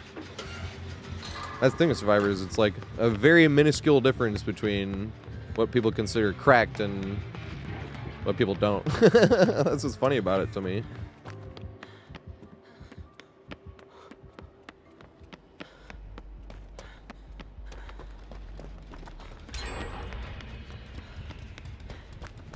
Man, I'll say I'm cracked when I can consistently hit that running ball on the small boat on Pale Rose. Then fine. I'll be like, look at that, I'm cracked. But at this point in time, even with 10,000 hours, even when I get hit, but get the running ball and still get hit, I'm like, yeah! Even if I got hit. But that's the problem with that one. Then I'll definitely be like, yes, I'm cracked. If I can do that while looking back at the killer. Because there's definitely people out there that can, like, do that. They'll be looking at the killer and hit one of the hardest fucking running balls in the game. I'm like, I'm just celebrating even when I get hit by the killer looking at the ball. And I'm like, yeah, I got it.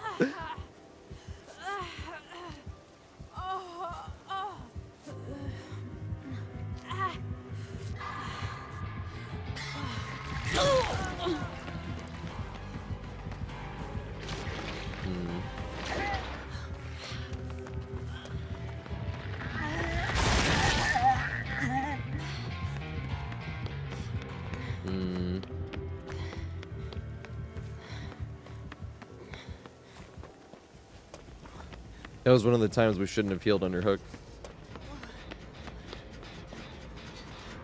Hey, he's not going after him.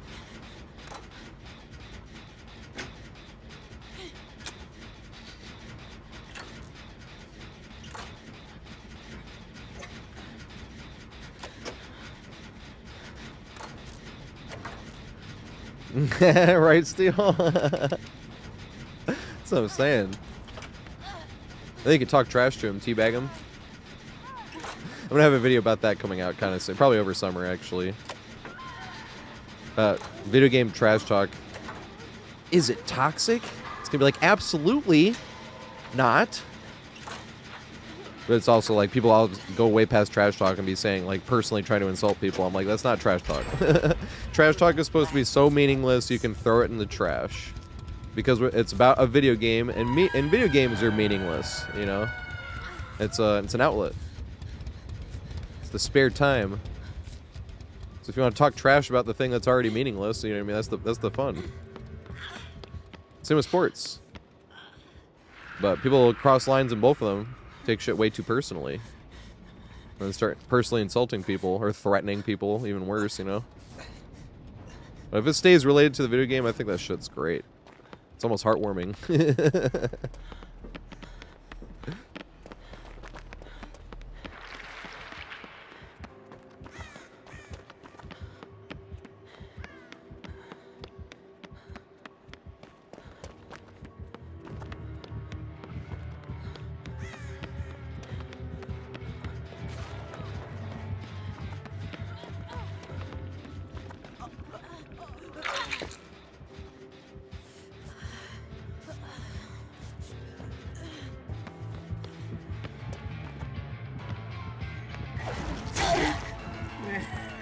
No.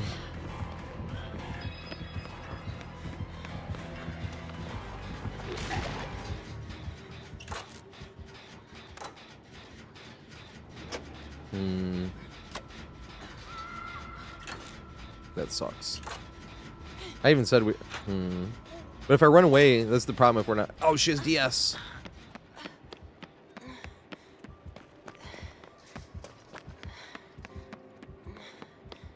They went the other way. No, did it go down the stairs or not? Damn it. They were going down the stairs.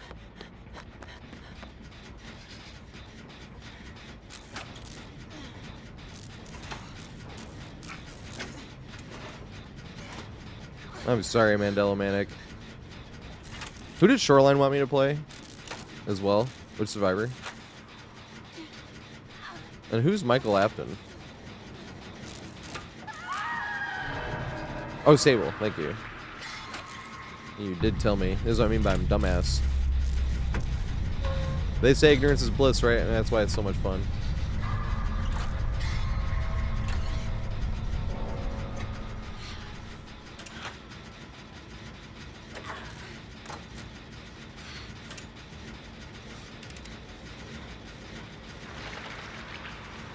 Is the new survivor? I thought... Is it a skin?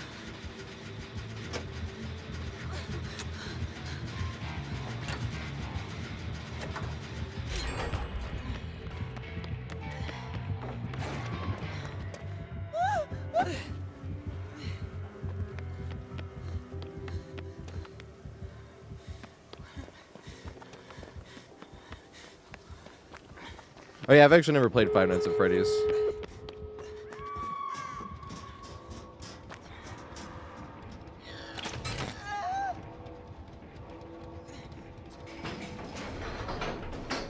That freak Dino. Thanks for the phone, mate. I appreciate it. I can get over here, I think, with the whipping time, right?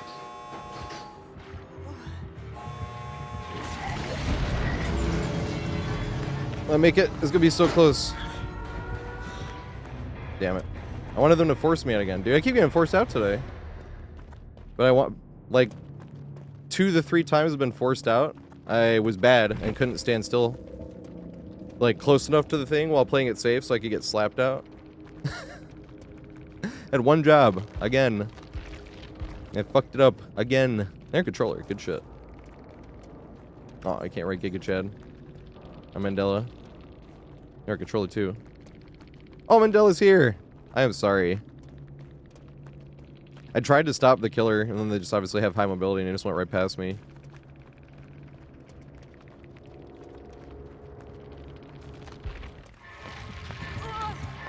Like a Mori. I think I actually know Wiggly Coop. Now that I see the gamer tag, I think I actually do know Wiggly Coop.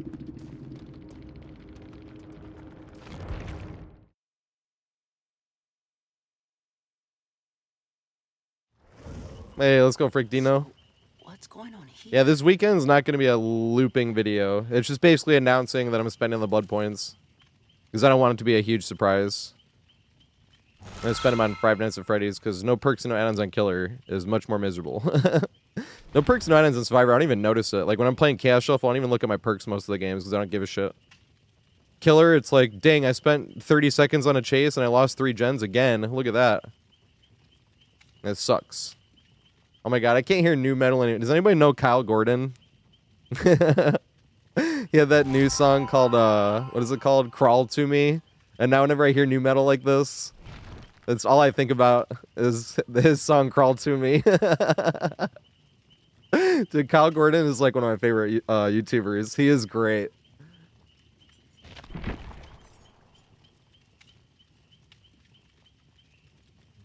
Carlos, you know which one, right? Crawl to Me. Oh, this shit was hilarious.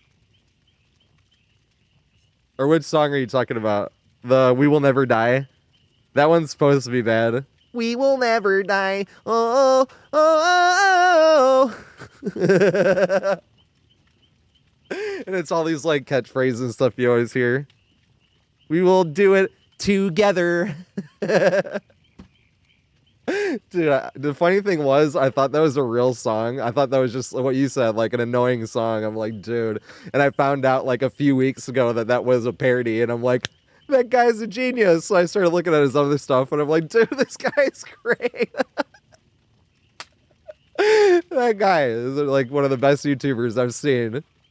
He is fucking amazing.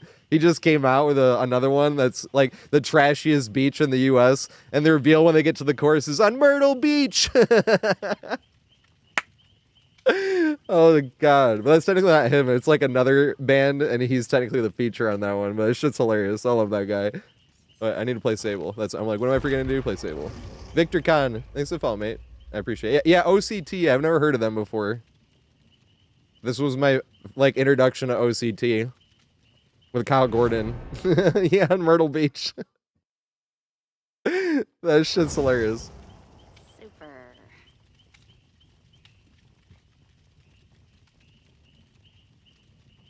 Yeah, I've never heard of OCT. I guess I'll go look them up. Had about as good an introduction to them as I possibly could have.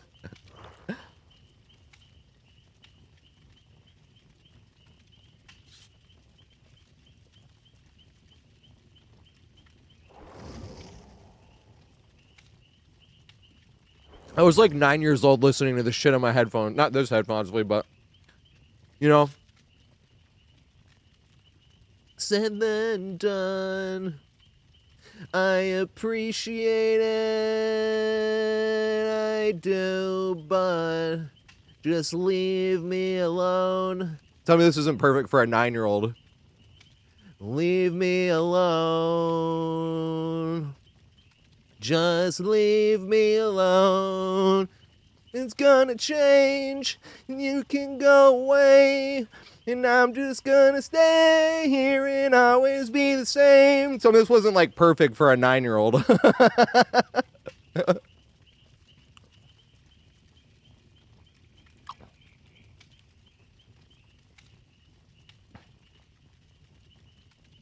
Especially the you can take that cookie as a 9-year-old. This shit hits hard. It still hits hard, but and off for the nookie. So you can take that cookie. Me riding around on my bike with a CD player.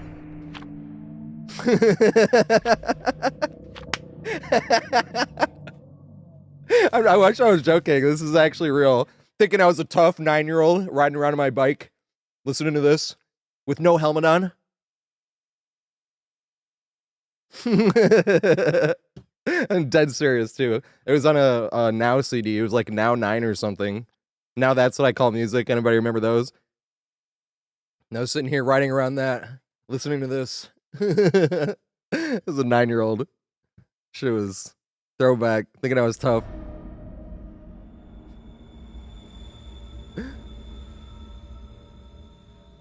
Oh yeah, this pair of headphones. So this pair of headphones, the Hi-Fi Man HE1000 SE. I am lucky as fuck to have this pair. I got to keep this pair from Audio 46, and I bartended on 47th Street. Audio 46 is a big, they sell all headphones, but they also have like all the audiophile pairs of headphones, amplifiers and shit like that. They have like $50,000 pair, you know.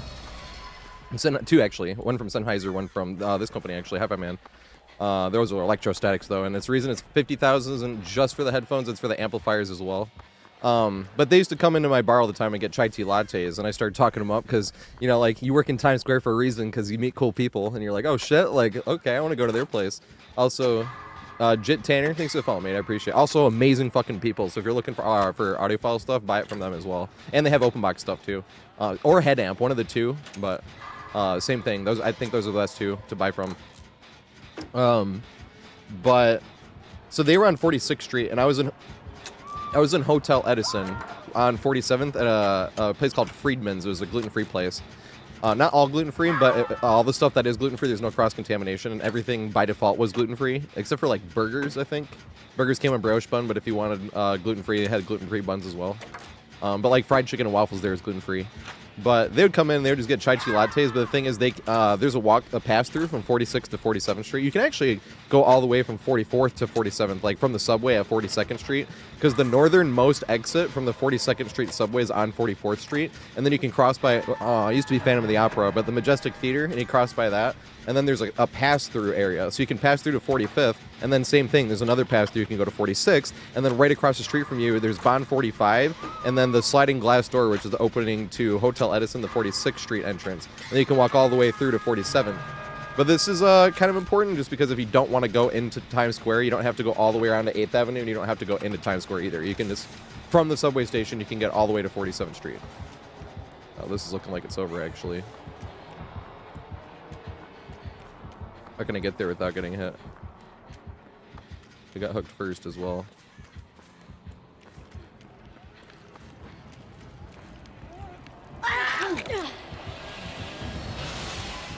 Uh-oh, well, this sucks. I don't usually do that, but...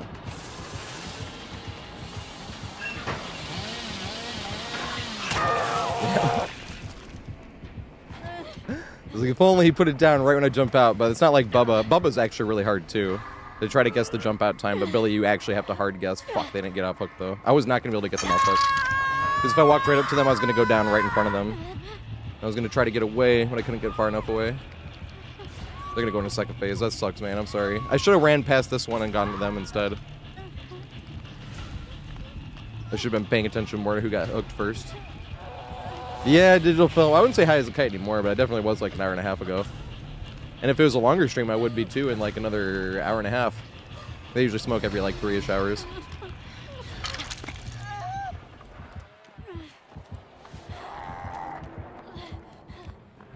Protect Steve at all... Okay, yeah. I was like, protect Steve at all costs.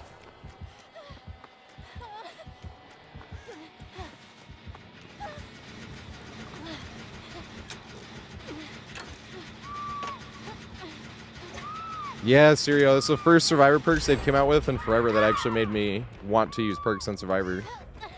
For solo queue, that perk is amazing. Where if you're healing a Survivor that's been hooked once, you have 50% healing or speed on that Survivor. If they've been hooked twice, 100%. I'm like, that is so good for solo queue. Holy shit. And that would work well with Will Make It as well. Because the very first time you unhook somebody, you're going to be healing them at 150% heal speed. That's spectacular. Put that with Kindred and like Deja Vu, and I'm like, that's a solo queue build I would like never want to take off, but that's the problem. I am kind of scared about running perks on Survivor by choice. If you've seen the video, like if you haven't seen the video, but it's because of no perks IRL. I had a problem with Oxycontin, and I was doing no perks in the game for like probably around 2 weeks. I don't know, that was the problem. I was fucked up on drugs, so I wasn't keeping track of time, and I was taking Xanax too, so I literally didn't even know what day it was sometimes. But then I got sober. I visited my parents, and I didn't even have a plug. I wish I could be like, yeah, I got sober. It's like, no, I visited my parents because it was 2020 and my bar still wasn't open yet. And I hadn't visited them for longer than 5 days in over 10 years. Like 5 days straight. Definitely more than 5 days, but never more than like, I don't even know if it was more than 4 days straight in over 10 years.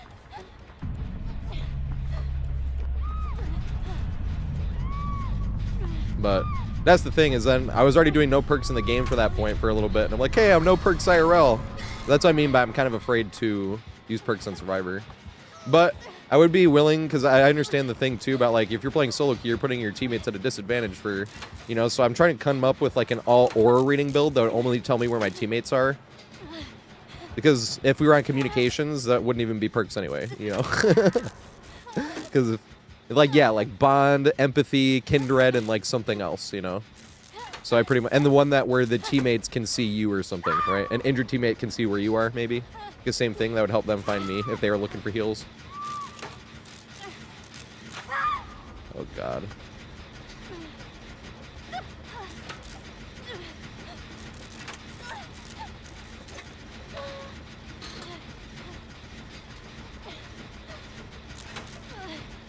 Well, this game was fucked. Yeah, Kindred is amazing. But Kindred and Will Make It I always thought was the best. Because you can see if it's you that needs to come get the heal, and then you can heal at hook because you have Will Make It.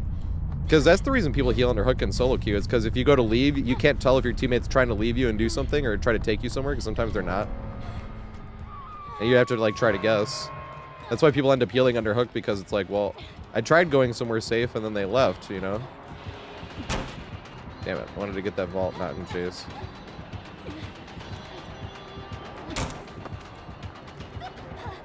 I got 2 vaults in chase.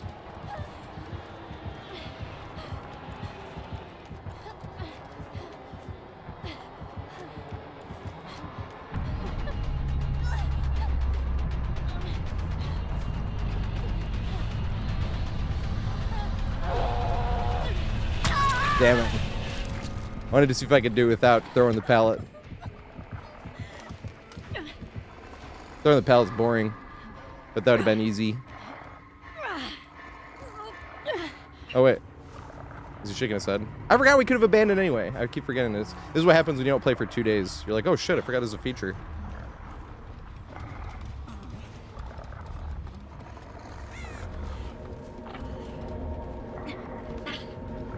Thank you, Billy. So that's my thing, Jason Case, is I'm trying to... Because there's that fear of running, like, perks again on Survivor, but it's just because of the IRL thing. I'm, like, afraid to go anywhere near that, like, touching any type of rhythm in that way, you know?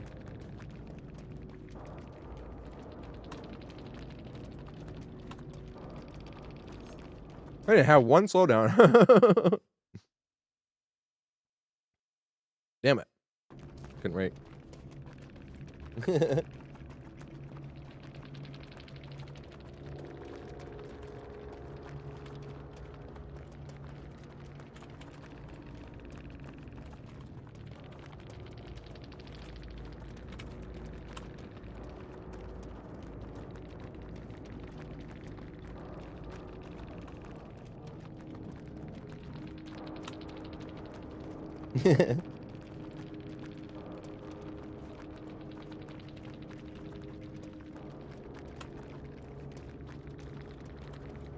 Yeah, Michael Jackson. One of my favorite artists. Aftercare, is that the one I was talking about? If Jason Case is still here? That's the healing one, right? Also, Kazan, thanks for the follow, mate. I saw it when it happened, but I couldn't, like, read it yet. And I was like, fuck, I want to actually thank them instead of thank you, whoever. I hate doing that. But then sometimes I completely forget because I want to give them the proper respect and then I don't give them any respect, and that's worse.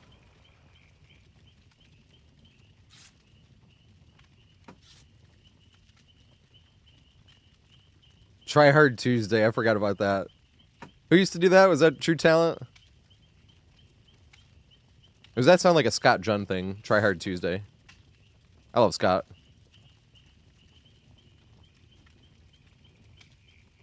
Scott's where I get my DBD news from, so he's technically the DBD YouTuber I watch the most. Like, what's his opinion on this? Or point out stuff that I haven't looked at. Oops, they're waiting on me.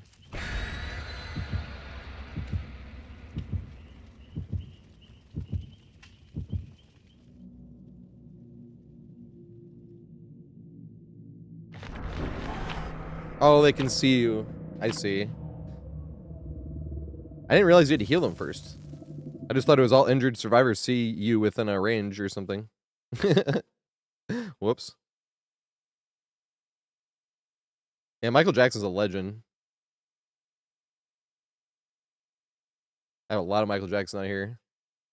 He's definitely in the top 10 artists by pure amount of music on the playlist. And favorite artists. I don't know where to... This is the problem with favorite artists, though, is comparing artists is really hard. Especially from different genres. How am I going to start comparing, like, Queen and Metallica and Opeth to Outkast and Kid Cudi and Slipknot to Rat-a-Tat and Grammatic and Michael Jackson, you know what I mean? Like, all these artists I have tons of music from. How the fuck do you compare this? It's like impossible. That's why it's hard, especially with like sports. Everybody wants to compare athletes from different eras, but it's like impossible. I guess I'll set it up. Where's the generator around that? Oh, it's right there. Let's see.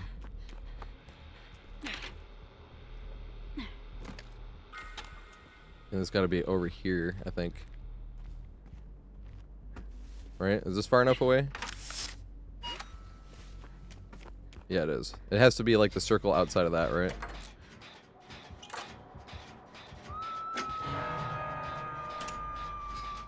Yeah, there's no way you can compare artists like that. That's impossible.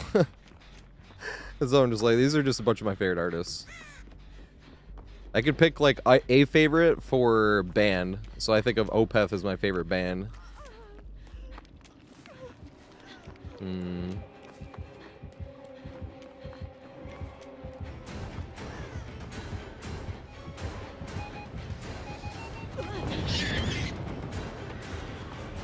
Did he get it in time? He did get it in time.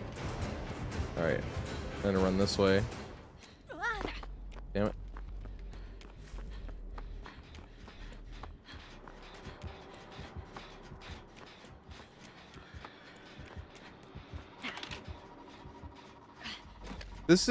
There's like a, I can't even remember how this works.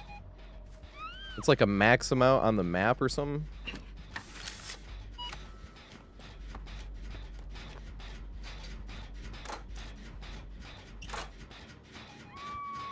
Jane screams. That's funny. Like, oh! I never thought I'd hear that comparison, but I can see it. That's funny.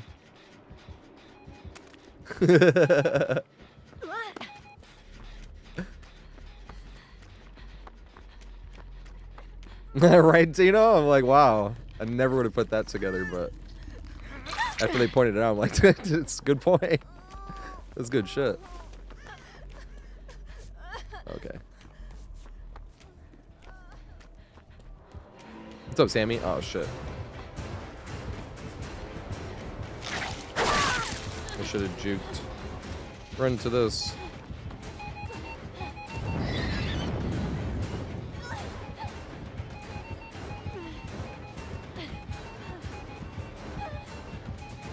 They're waiting so they can get enough distance to get rid of that.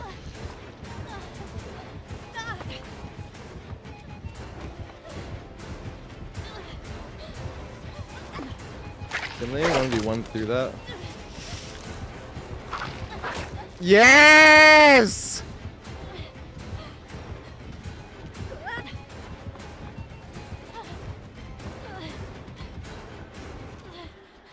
Woo! Let's go. I love that tile. I actually just made the gallows one, but that's the other tile. I made the video for that one last year. 'Cause I think those are like the best, some of the best 1v1 tiles in the game. I'm not supposed to be yelling, and there I am. Stop yelling, you idiot. I yell too much, and it's starting to bother my throat. I do think it's also because the NBA playoffs are on. I keep yelling watching those games as well. Basketball is my favorite sport. I like the way they dribble up and down the court. See, my Pistons got knocked out, and I'm still like, yeah! Oh, fuck. I have to restart the stream, actually. I don't know. This happens every now and then, or I don't know what happened or what causes this. But OBS, out of nowhere, it's only supposed to eat up like 5% of my CPU, and out of nowhere, it just starts eating up like 25%.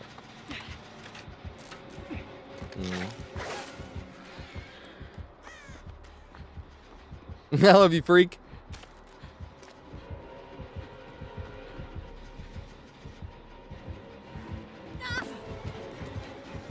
I don't want to do this one again, though. Yes!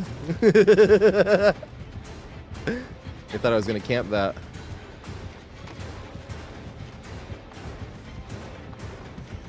Damn it. I was hoping they were going to go for the tail. That's what I was hoping for the first time.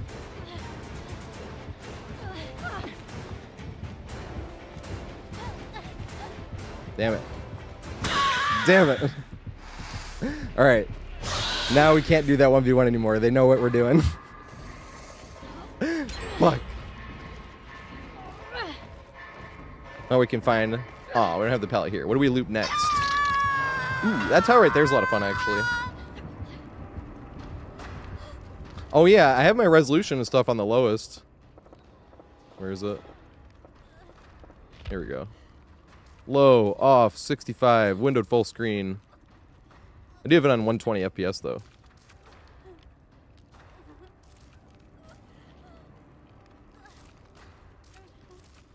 This has been happening for a while, too.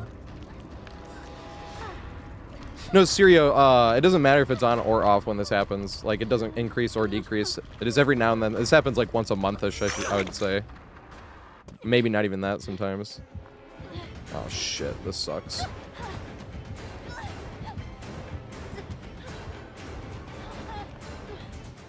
I'm looping nothing. They left. But But I do have to reset. It might end the stream on YouTube if I can do it fast enough. Sometimes it does not end the stream on YouTube. If it does end the stream on YouTube, you just have to click on my icon. So if you go to my channel or any of my videos, like you'll see the icon glowing red. And if you click on that icon, it'll take you to the live stream. You can go to the actual channel itself too, and I think that works as well. But I am going to have to restart OBS because it's taking up 2.4% of my CPU, 20%, but it should only be taking like 5. Just every now and then it gets caught like doing something. But if I can, if anybody also runs into this every now and then, the way that you can do it with possibly not ending the stream is close OBS with Task Manager, because that way it doesn't actually end the stream, it just like ends the connection. So Twitch will go to that like face where it's like trying to reestablish the connection. YouTube will do something too where it's like reestablishing connection if I can get it back up in time. But Twitch I have like 90 seconds, and I think YouTube I have like 60.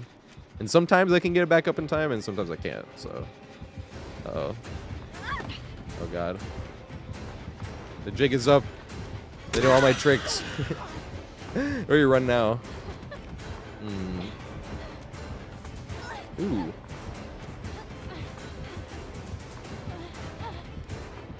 Damn it. Damn. And got myself put in the basement.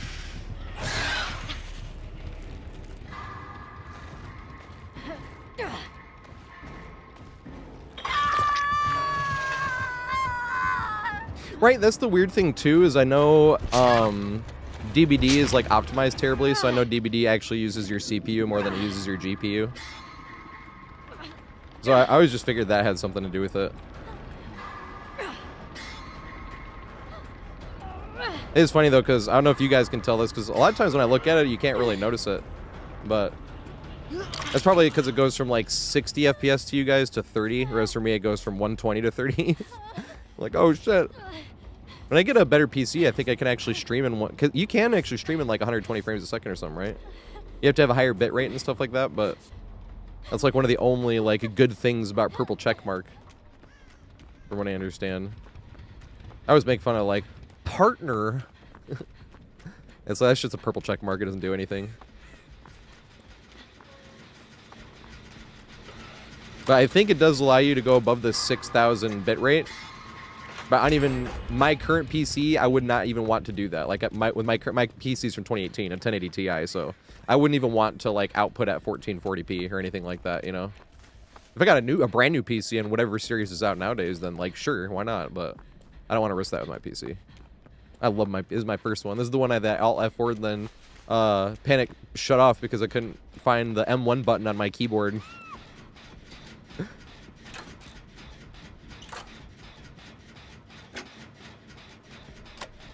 I didn't think about it actually being DBD. Well, for me, it's not DBD actually, though, because I've restarted it in the same game before. I was just editing a Nostromo match where I did that. Where I went AFK in the corner, did it, and when I came back, I was on hook. And I was like, yeah, you probably should have just waited till after. That's what I do now. I wait till after the game's over. Oh, shit. But they know my trick. I can't loop this one anymore. I could loop this one. But even then, I feel like I'd have to pre-throw it. And it's not that great against Alien because it could just mind game and then whip you over it with the tail over the pallet. Actually, somebody asked me that a few months ago what the hardest killer to loop was, and I was like, loop? Or, you know? Because you're thinking nurse, right? And they're like, yes, loop. I'm like, so nurse doesn't count. Like, looping at tiles, right? And they're like, yeah. I actually did say Alien. I was like, but the thing with Alien is that's not the counterplay. Like, Alien is supposed to be super fucking deadly at loops. That's what the fire, or the flamethrowers are for. I was like, but Alien, you see how, like, running to that pallet, like, I juked nothing? But if I don't juke, you're risking getting hit by the tail, because it comes out, like, instantly. I was like, technically, like, with Alien, you're just a complete guess. A little bit the same with Slinger. But the thing with Slinger is there's, like, pallets and stuff that can't down you over. So, you, like, what I was talking about with that one in pre-drop. Although Slinger might be able to drag you around that one, because it's not that big anyway, but he'd have to drag you around it, whereas, like, Alien could just hit you with the tail over it. I don't think Alien's any type of OP, though. I was kind of thought Alien was, like, a B+ tier killer. Oh, fuck. This is terrible.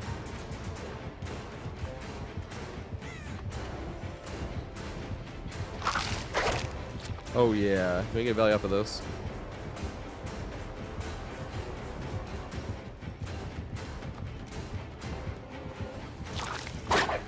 Hey, do it again. Oh, they gotta make their on this. Oh damn. I was hoping and wishing and thinking. No! Damn it. Oh fuck it, we're already over here.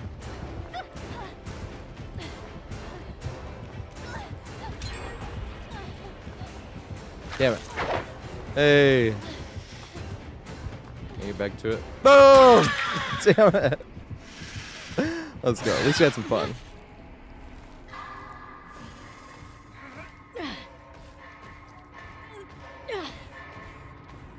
I want the skin as well as alien skin.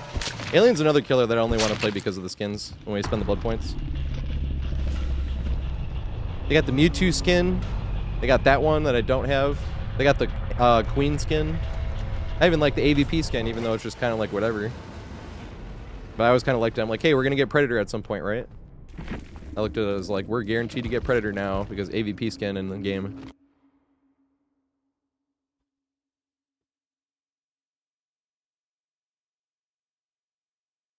Giga Chad Alien.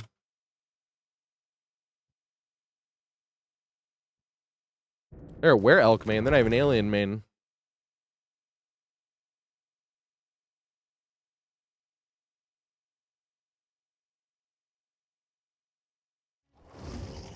All right, whoops. I gotta reset this. So I'll show you guys this actually though, really quick. Task. Look how slow this shit's going. Oh, I'll do this. This shit does not go anywhere near this slow. But I'll show you guys how much CPU OBS is eating up, and this is why I have to get rid of it.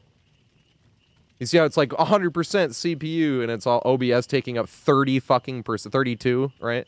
It shouldn't be doing that though. It just once every like month or so. And I just turned my PC on today. It wasn't even on over the weekend. So it wasn't like you should turn it off every now and then. I'm like this. I turned it on today. I let it rest over the weekend.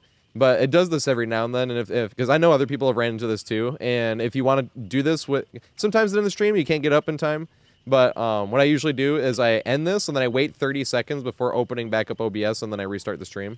Or that's what I try. I try at least 30 seconds, because if you try to open it right back up, it's like loses this and that, and then I can't reestablish this and that, and it's like, but if you can get it back up, then you don't lose the stream. But if I do lose the stream, I'm not going anywhere. I'm streaming until 7:30, so at least another hour.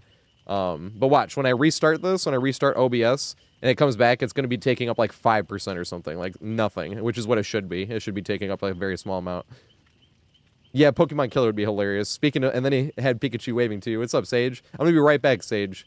And peeps on YouTube, I will be right back. I just got to reset this really quick, because I'm playing on less than 30 frames a second.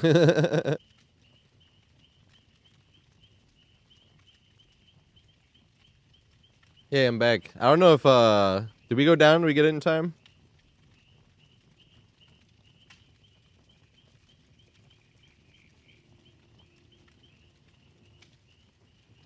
Oh yeah, I did this on purpose. It's not like I did this on purpose, Laurentia, but usually I have the camera off like this when I fix this. But I wanted to show people this, because this is not like a super expensive, it's delayed. Oh, you might have to restart it if it's delayed. The stream. The sync might be off. 1 second. Let me go to YouTube and make sure YouTube is still up. I just had a deja vu. I think I know what's gonna happen next. Yay, YouTube's still up. Let's go. All right, well, let me do the pop-out chat just in case. But once again, I wanted to show you guys, in case anybody else, because this is a great camera, but if you buy the camera and you just plug it in without messing with the settings, you're like, why is this camera garbage? It was supposed to be a great camera. That's what I thought when I first, because I used this camera without doing the settings at all, and I was like, I thought this was supposed to be a good camera.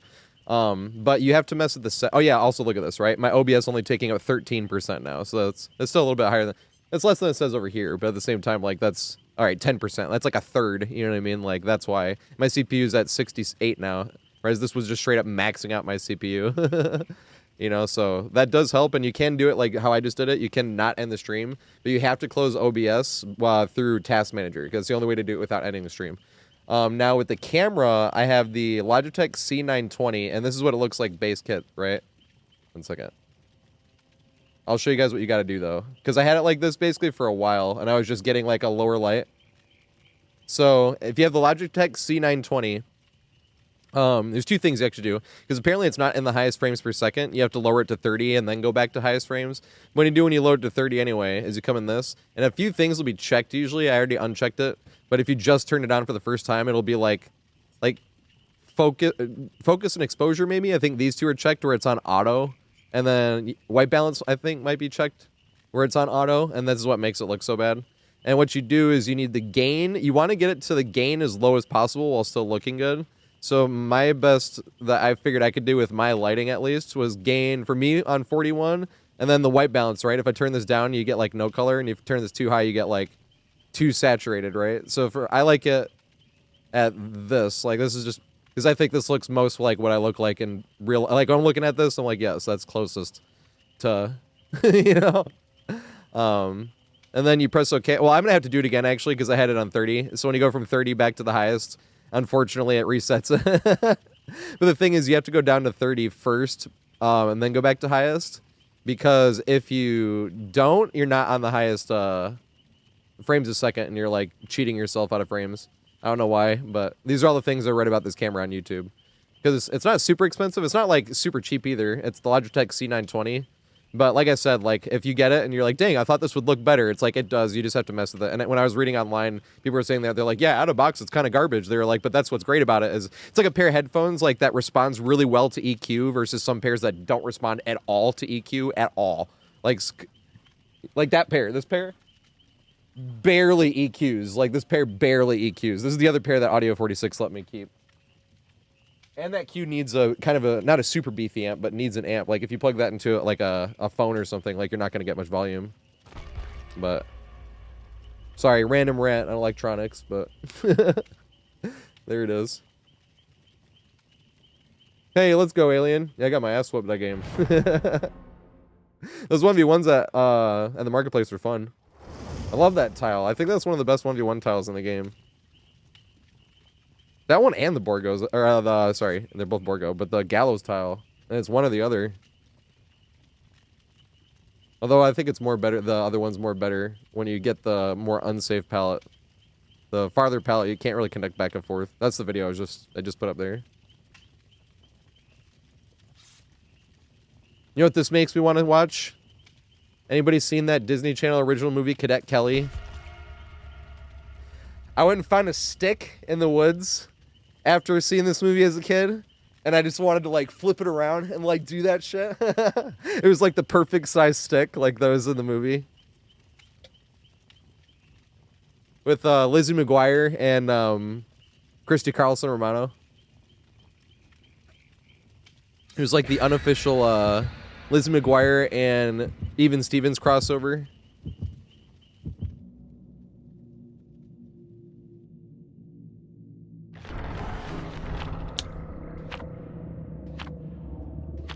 Man, them Disney Channel original movies, there were some really good ones. Brink. I always feel like Brink was the first one. Skate better.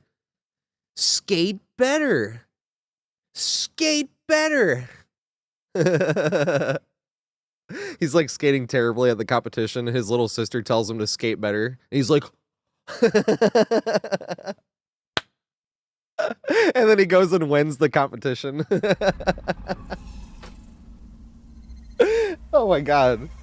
This shit is great.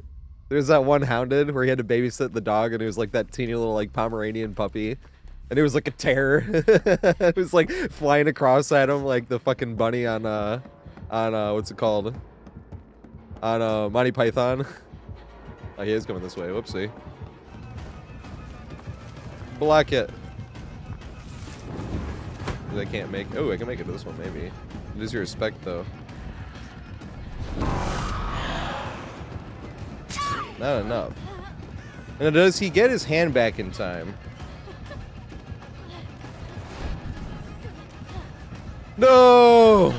He knew exactly what I was trying to do. And then he messed it up. I might go all the way around, right? Don't go underneath, don't go underneath, don't go underneath.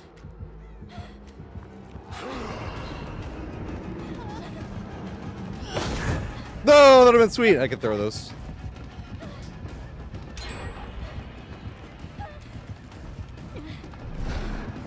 Damn it. I can throw this one too. Interesting positioning. Do you give us enough space to make it back to main? He did. Interesting. We got the body blocker. Thank you, Ignos. That was epic. Uh-oh. I have this looping guide, finally. I did not realize people didn't, like, know that. This is actually a very balanced window. They should make all windows like this, when they're, like, strong. Because there's 4 plays the killer can make. They can come around this way, they can vault the window, and go around that way, or they can come underneath. There's 3 plays you can make, and each play you make covers 3 of the bases. Except for going underneath. That's a literal 50-50. That's why I don't like going underneath.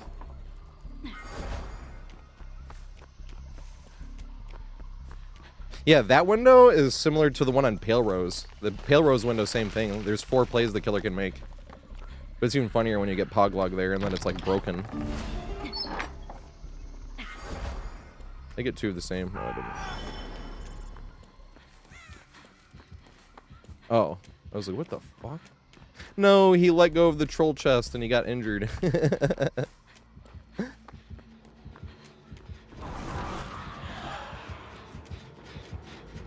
Uh-oh.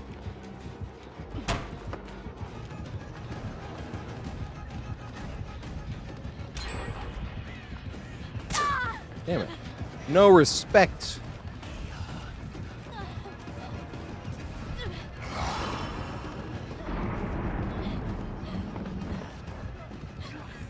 Ooh, run back around this way.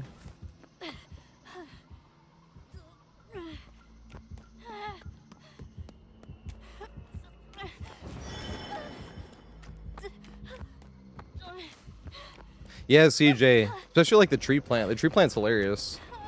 Although one of these days I need to like go through a phase where for a month I just pre-drop that tree pallet window or pallet. Because I only had like the one clip of it pre-dropped and I wasn't the one that threw it. I just went over there. Oh, hey, it's pre-dropped. Safe, no window gem. Big Sag.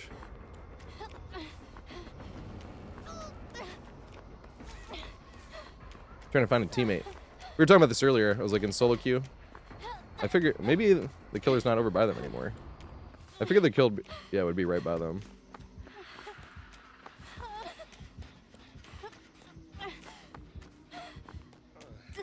Am I throwing or helping here?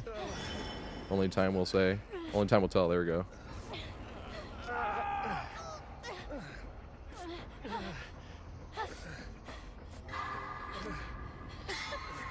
Is the hand the one that shows me when they're flying?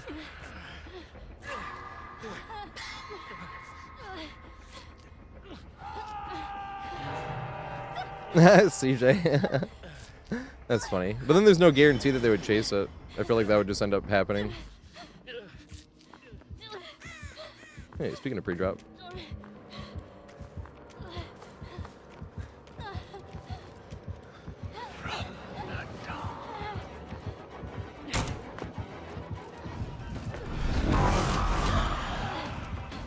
I was ready for it. Oh, I wasn't ready for that though. I don't think I'll make this running vault. Yeah, there we go. I was ready enough for it. Oh shit, bro! He's trying to help. But I had this. I do appreciate it though. But I was good on that one. I was about to make the window. He must have some type of chase perk though. Well, no, that's underestimating. Because I'm like, he does want chase, like, super bad. But then chases really well. That's why I was like, oh, maybe I'm underestimating. Like, oh, he's only, because he, you know, that's not always true. I love this tile, though. Back and forth. We got a fucking OP penis here.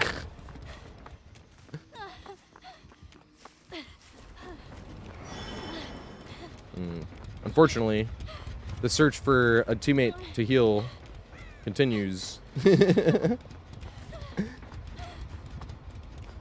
Oh, the fast enter, and you have to be full health. I forgot about these. That's why I don't ever use those.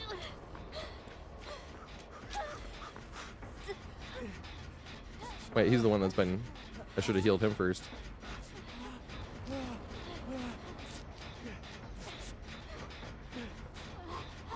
Yeah, that's set up right into the tree plant too, isn't it, over there?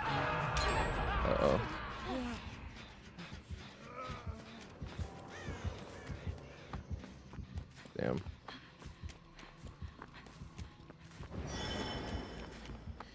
Oh, so it shows me the hand and it shows me when he's flying.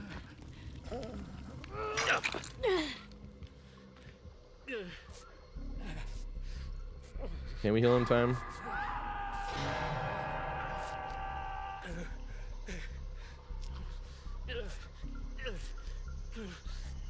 Can. Let's go.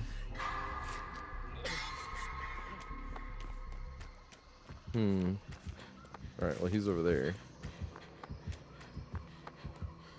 There was nothing over there, gen-wise. Right? But then Deathhook might come over here and try to double heal.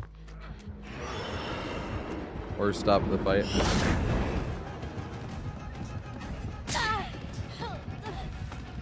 Chase me. No. Okay, well, he's not chasing Ace. That's what's most important. Oh, I usually do Guitar Hero at the very end, like Saurus. Unless you have like 10,000 channel points, and then you can make me play a song. But that's why I usually, I just wait till the end. Well, you can use it at the end, too, if I'm not going to play what song you want, and you're like, play Fire and Flames. Although, I am going to reword it, where if you want me to play a song that is a 6-star difficulty, you need 20,000 points, and to redeem it twice. That's what I think I'm going to do.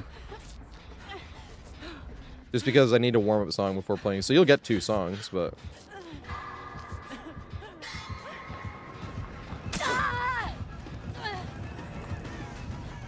Oh my god.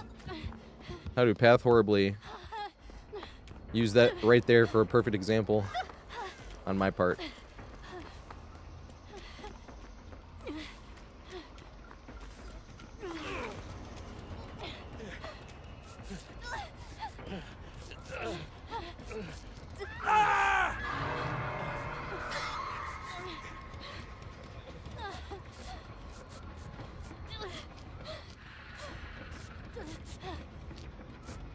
Holy speed. I am speed. In heels.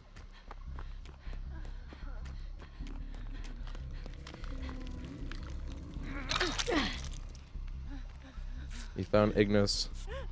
Must go try to body block.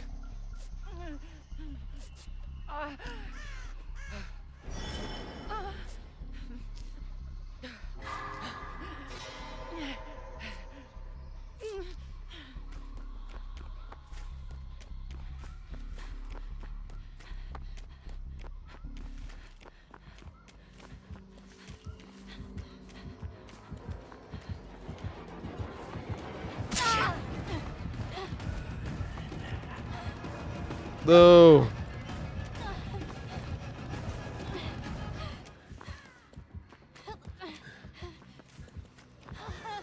Run, bro.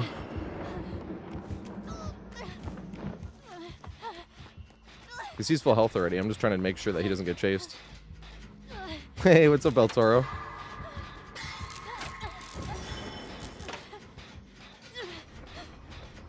I'm doing open lobbies live. Yeah, Wednesdays and Fridays. My bad. I jumped the gun. I didn't read your whole message before I opened my fat mouth.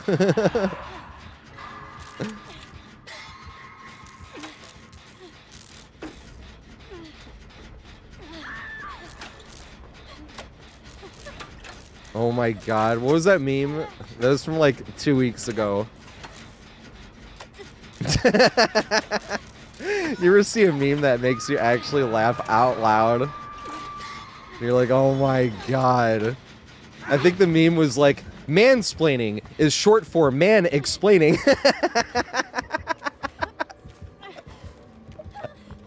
I was like, oh my god. That's fucking hilarious.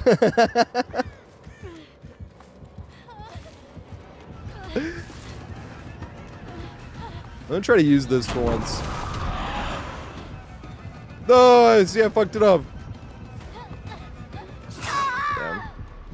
I even medium vault it. You don't ever laugh. Damn. Admittedly, too, I was a little afraid to use that ramp thing because you can't duck underneath the skulls if he shoots the ramp or shoots the skulls there. But I ran past the checkpoint. Somehow didn't see him come around the corner and I ran right into him, or else we would have just ran it normally right back to the other pallet, but then he would have blocked it with the hand. But if he blocked it with the hand, I might have been able to do at least one circle around it. And then if it unblocks, maybe he can greet it. Instead, I just played it horribly. Doesn't it suck to suck?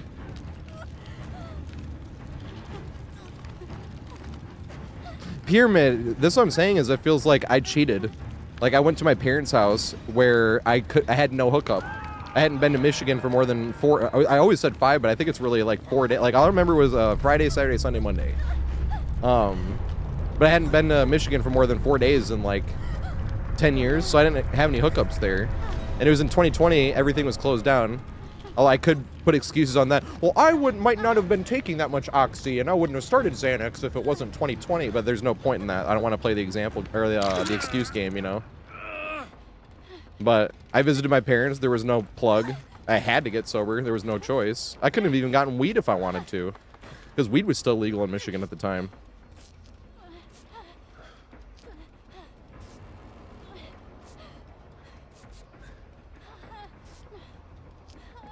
Hey, what's up, Diamonds? First time. Perfect example. And I'm telling people that everyone is better than me. I'm not joking. Did you just see that? I even know how to loop this thing and I fucked it up.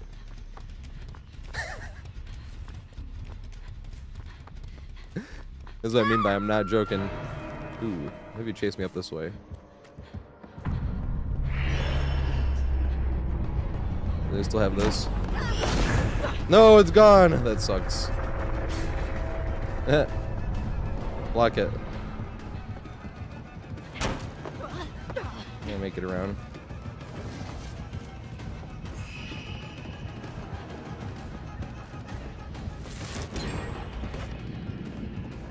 Back to this one. Oh, okay, here we go. Oh, he went underneath. Oh, shit. This guy wants the chase. I love it. This shit's hilarious. This guy's on death hook and everything. Oh shit. I didn't expect this. He's coming after me.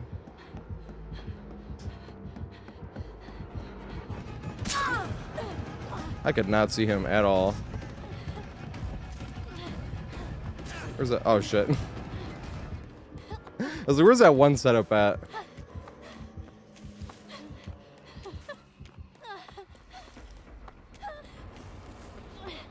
I think it was right here, wasn't it? No, it's right there. Oh, the pallet's gone.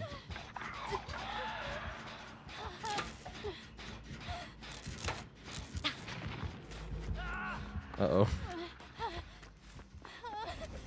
Oh my god, I wouldn't even have counted that as slinging for the 4K. I was like right there. Man, I should have used that. I just realized I should have tried to use the ramp because it could have gone into that. He's definitely coming this way. He's got, what's it called? Friends to the end.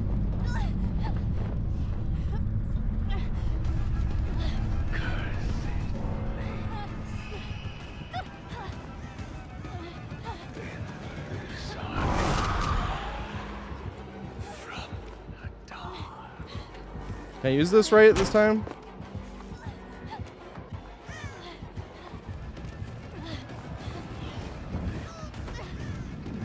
I'm gonna juke it this time. I hope that's enough.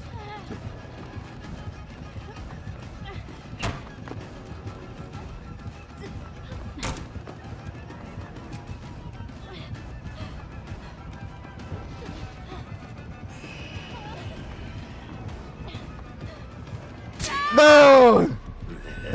Damn it. Good shit.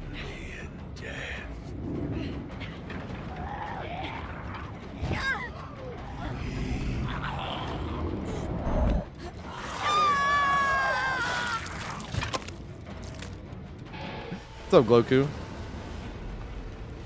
Should have not died. What? That wasn't even close. I was nowhere near it. It wasn't even like he didn't respect. I just wasn't close. I did not win the 50-50 leaving that tile. Damn. Oh, it is literally as simple as that. People be overcomplicating shit. Survivors act like they're super cracked when they win 5 50-50s, and they act like other survivors are garbage when they lose one. And it's like... The survivors think too much of themselves, and too little of others. Not all survivors, but I feel like the stereotypical survivor main does.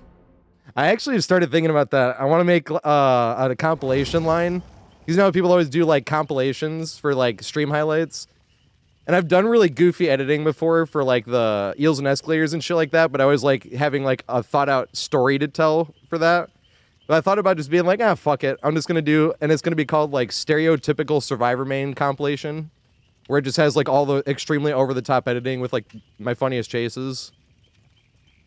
Or the super long chases and shit like that. Just do one every like 3 months.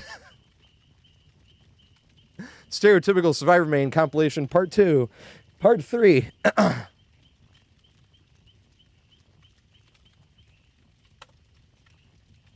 Hey. I thought so. It sounds like Red Hot Chili Peppers. It was. Not like absolute favorite or anything, but I like them. Oh, fuck. I can't spell. Damn it.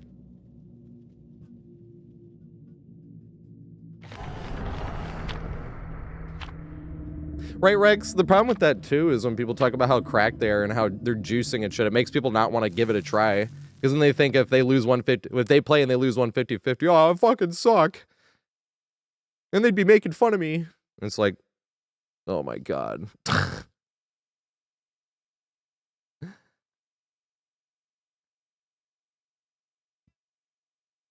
I can't wait to talk a lot of trash being a killer main. Wind up in salty killer main compilation. If you expect an apology, you'll be disappointed. Because I know when I trash talk, I literally don't ever cross any lines. It's always just video game related. Put me in that compilation. I don't give a fuck. No, not A-Run. He would never. And A-Run would never specifically ban me for pointing out that he was playing against an inexperienced killer when he was in the middle of trying to dodge a bunch of allegations of smurfing. There's no way he would ban me for saying something as simple as, that's an inexperienced killer you're playing against. It's definitely not true that if I pull up A-Run's stream right now that I'd be completely banned for that reason exactly. No way. He would never. I literally think my last message in his chat was, because they were trying to tell me, like his mods were like, no, it's just his brilliant plays that make the killer look that inexperienced. And I said, and I quote, this was my last chat message in his. My last chat message said, ain't no way an experienced killer is getting 360'd 3 times and then getting window teched. And I got banned. Oh shit. I might be blocked. I was okay with it. No, that would have been funny. Yeah, I think that shit's hilarious. I will always think that's funny. I got banned from all his friends too. We call them the popular kids now. One of them, oh my god, that's what we were joking about. One of them I requested an unban because I had never actually chatted in their chat. And I said there's no reason I should be banned there. And they said I was a drama Andy. But this specific content creator literally only makes salt content videos. Where he would go into people's streams before and after the stream. But he's one of the popular kids. I was passing that one around. I didn't want to make a post about it because I was like, I ain't giving you any attention publicly. You don't deserve it. But I definitely shared it with some close friends, being like, look at this. They said I was a drama Andy. Oh my god. It would be fun maybe one day to make a video about the popular kids. I already know what I would say too. Like, you guys remember the rich kids in popular kids in middle school?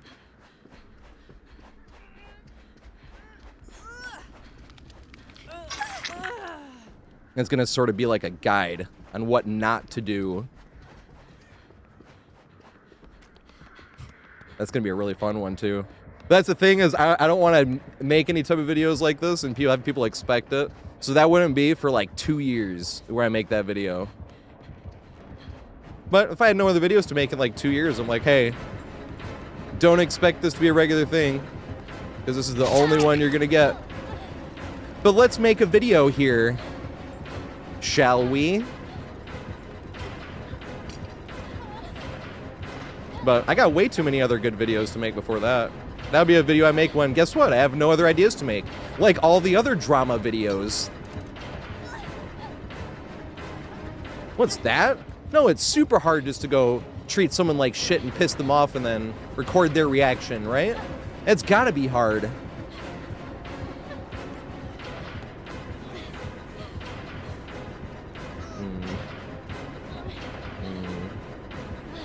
New vault.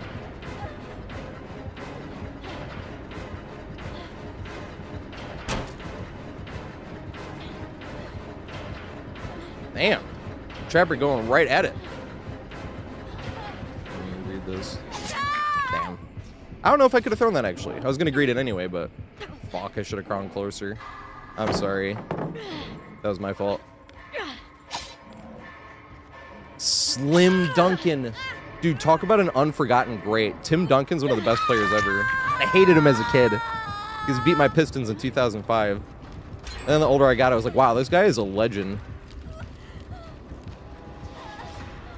Is he like the quiet? He won 5 championships. Right? Super humble. He never like talked any trash or anything. He got thrown out that one time by Joey Crawford, remember?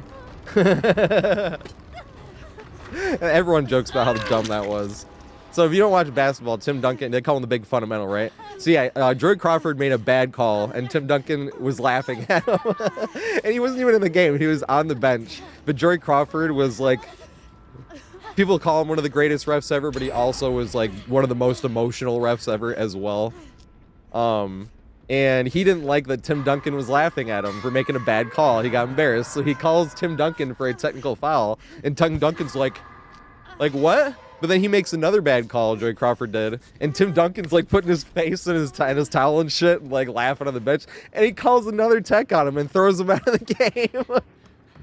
On this guy that's on the bench just for laughing. All he was doing was laughing. And Joey Crawford called him for 2 technical fouls and threw him out of the game. I'm like, dude. That shit is hilarious. Oh, God.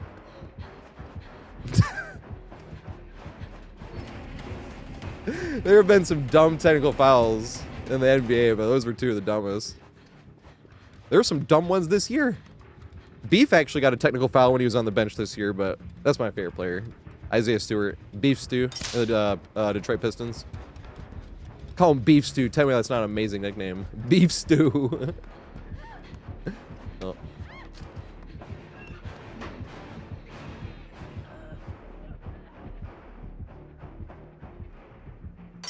And Jason Tatum as well. I don't even like Jason Tatum.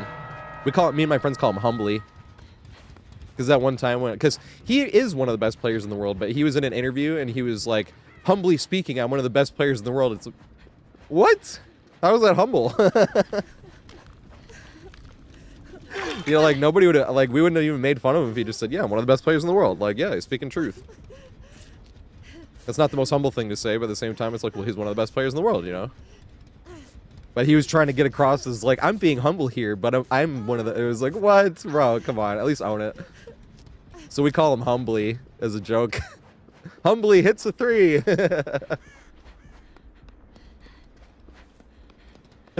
You know? But once again, it's like video games and sports, like it's trash talk, it doesn't mean shit. Although, sports trash talk, we talked about this the other day, because I want to make a video about like trash talk and why it's not bad when it's just video games and sports, like shit that does not matter whatsoever. That's trash talk. It's not trash talk anymore if it crosses over into personal insults. That's not, then it's not meaningless words that can be thrown in the trash, you know?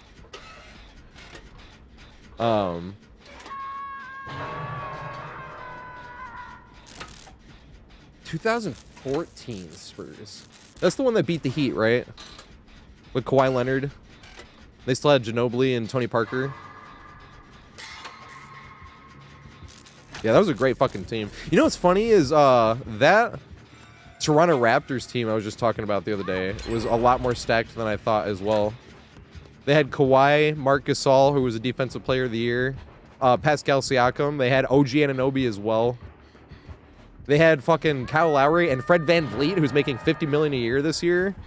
Was their backup PG? It's just like, dude, that team was stacked.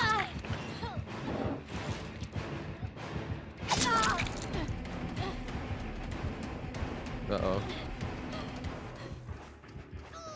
But like Pascal Siakam and OG Anunoby and Fred VanVleet, like they're all super young back then. But now looking at it, it's like, bruh, that was such a stacked team.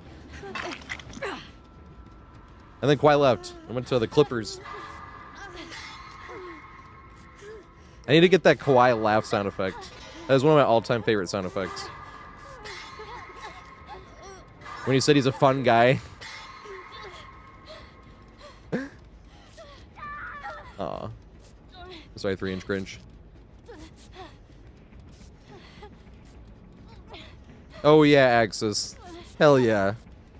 But that's the thing too about streamer clicks, Axis, is they like need each other hardcore.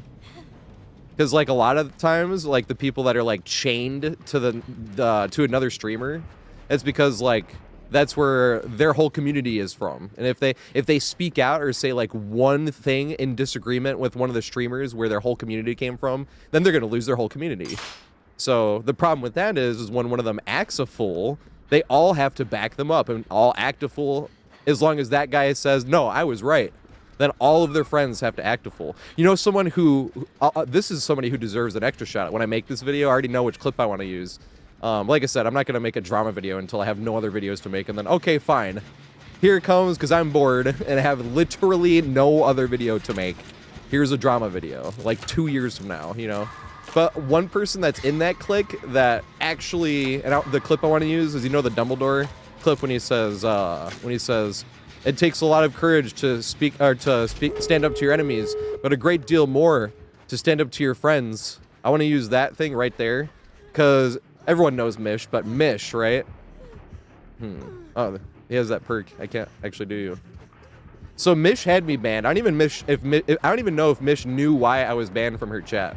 And then I was hanging out in Epidemy's chat one day. Fuck, man, I'm terrible. I'm the worst fucking body blocker there is. And I was hanging out in Epidemy's chat one day, and Epidemy was like, you guys should, he didn't know I was banning her chat, and he was like, you guys should collab for a video. And I was like, I can't, I'm banning her chat. And she was like, oh, were you saying anything bad in my chat? I was like, I had never typed in your chat before. And she was like, huh. And then she unbanned me.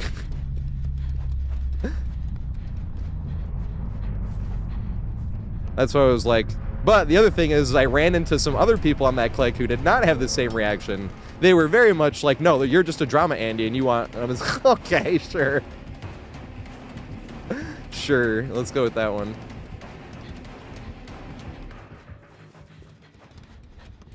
But even if I ever make that video, Mish gets an extra shout out.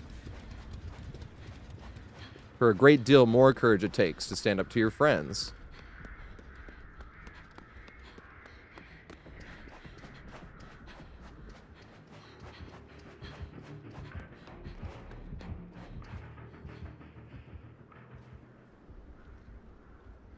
Bastards? No. Unless we're all toxic just for playing DBD, which, that's an acceptable answer. I have a strict word of toxic, though. Also, everybody go follow Nord. Nord's awesome peeps. But I usually don't think anything's toxic unless you can get banned for it. If you can get banned for it, it's toxic. Oh, God.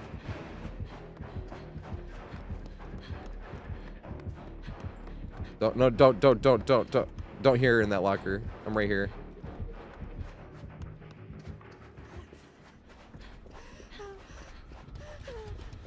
What you want? Yeah, Mish is cool as fuck. Also, everybody go follow Zodi. Zodi's here. Zodi's who is in that video up here, up top.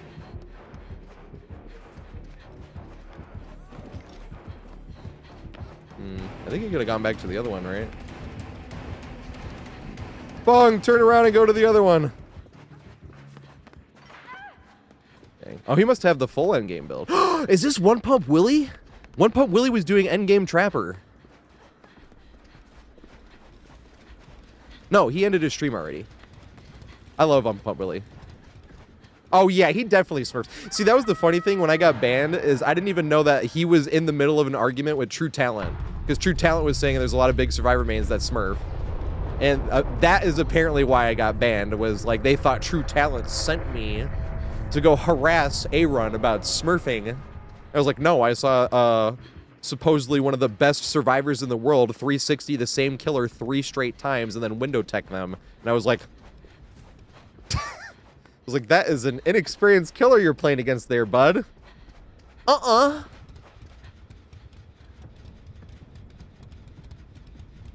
Oh my god, that's just hilarious. That's why I was like, I don't want to make a drama video, but if I have no other videos to make like 2 years from now, all looping guys are done and shit, fine. I'll get bored and make a drama video and laugh at all the popular kids that told us, you can't sit with us.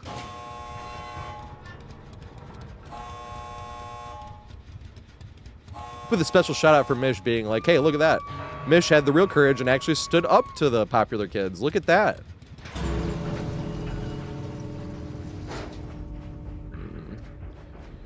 Damn.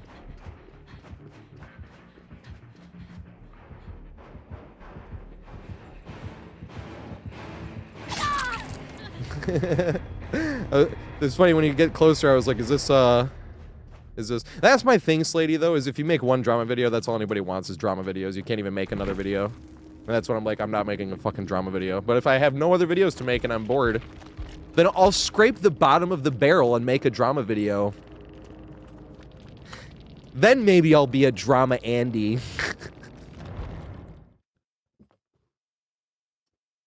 But honestly, making any type of negativity is like the easiest fucking thing in the world. Making anything positive is like building a house of cards. Carefully, like one at a time, because you actually have to give people enough time to treat them like a human being. You know what I mean? And then making negative type of content is walking in that room of House of Cards and throwing it all over, like just pushing it all over, and then, haha, look, you're mad that I pushed over your House of Cards. And it's like, yeah, toddler could do that. Good one. But that's why I don't want to make drama videos. It's the bottom of the barrel to me. Although I do like Spook and Jukes. I don't really think of that. I think of Spook and Jukes as like the official cop of DBD. Because I know somebody would be like, Spook makes drama videos. I'm like, he's like the cop of DBD. I think, remember when he had like that badge and shit? I'm like, that's hilarious. I fucking love Spook and Jukes. But Spook wasn't going and borderline harassing people just to get a reaction and then playing the victim and being like, oh my god, look how toxic they're being. Not like I was holding them hostage, you know what I mean? It's like... Whereas the guy that called me a drama Andy definitely was. Which is why I thought it was the funniest thing in the world. And had to share it with some friends. I was like, some people have to see this. Oh shit, I thought I readied up, my bad. But I don't ever want to make stupid drama video. Hopefully, I would never have to have no videos to make and make a dumb drama video. I'd rather just laugh at the popular kids from a distance and then never have to interact with them.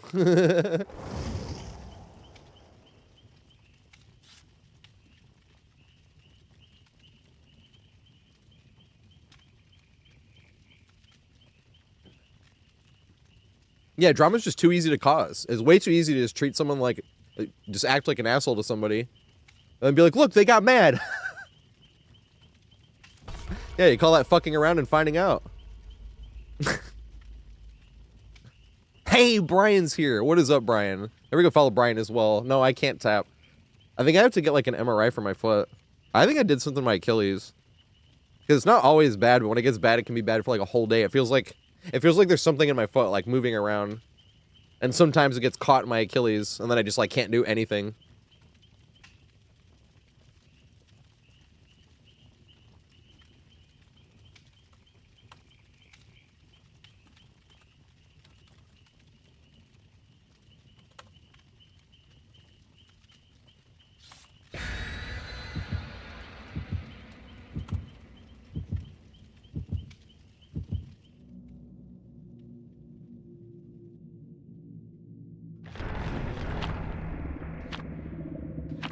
I did get an x-ray, Brian. It's just getting, then they were like, all right, you need to go to physical therapy before getting an MRI.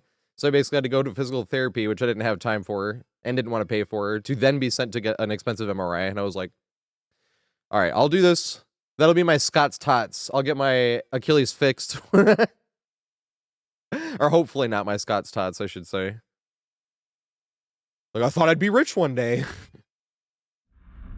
You know? What's up, Priscilla Valenzuela? Right? That's the problem, Zodi. And then you're stuck doing that forever. That's actually what happened to Epidemi a little bit. Epidemi is one of the best bubbas in the world, and he's a spectacular editor. And then he got absolutely harassed by a Twitch partner, and then that blew up. So then I remember him saying how he felt the pressure to make Salt Farming content after that, but he didn't. He just felt like a tremendous amount of pressure to. If I jump this, you could probably use this, right?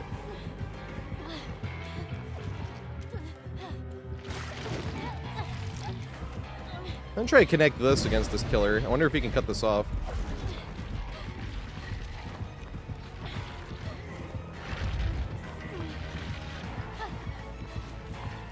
I don't think he can. I think I make this. Yeah. Although they need to nerf that vault, I think. You still make it anyway. I greet it and go past two. This one. This is my favorite main building in the entire game for this reason. How it all connects together like this. This shit's hilarious. Right back to this window. No, they left. This is my favorite main building in the entire game. I'm not gonna lie. A lot of people think it's Dead Dog Saloon. That one's up there, but especially when they open the door of opportunity. But you see how this one connects together like a big fucking circle? And then like you can't do that against projectile killers, but projectile killers you actually loop the main building itself because it can break line of sight. I'm kind of stuck here for a second though. You even have an O penis here. No, we don't. I thought this was a pallet.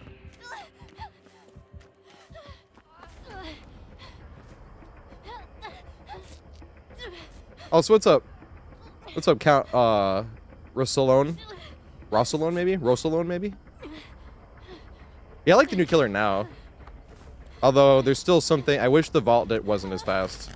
I hated the new killer when it came out, and I'm still biased. I'm still trying to get rid of the original hate, but I was really excited when they said they weren't coming out with a new killer and they were just going to work on a health patch, and then they had a new killer, and I was pissed. I was like,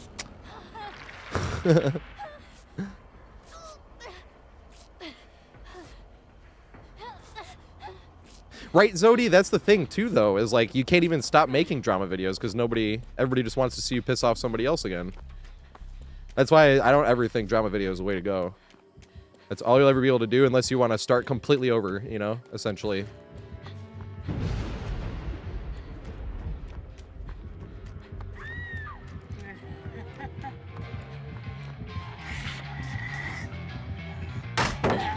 Hey, oh shit. Do I have a mod here?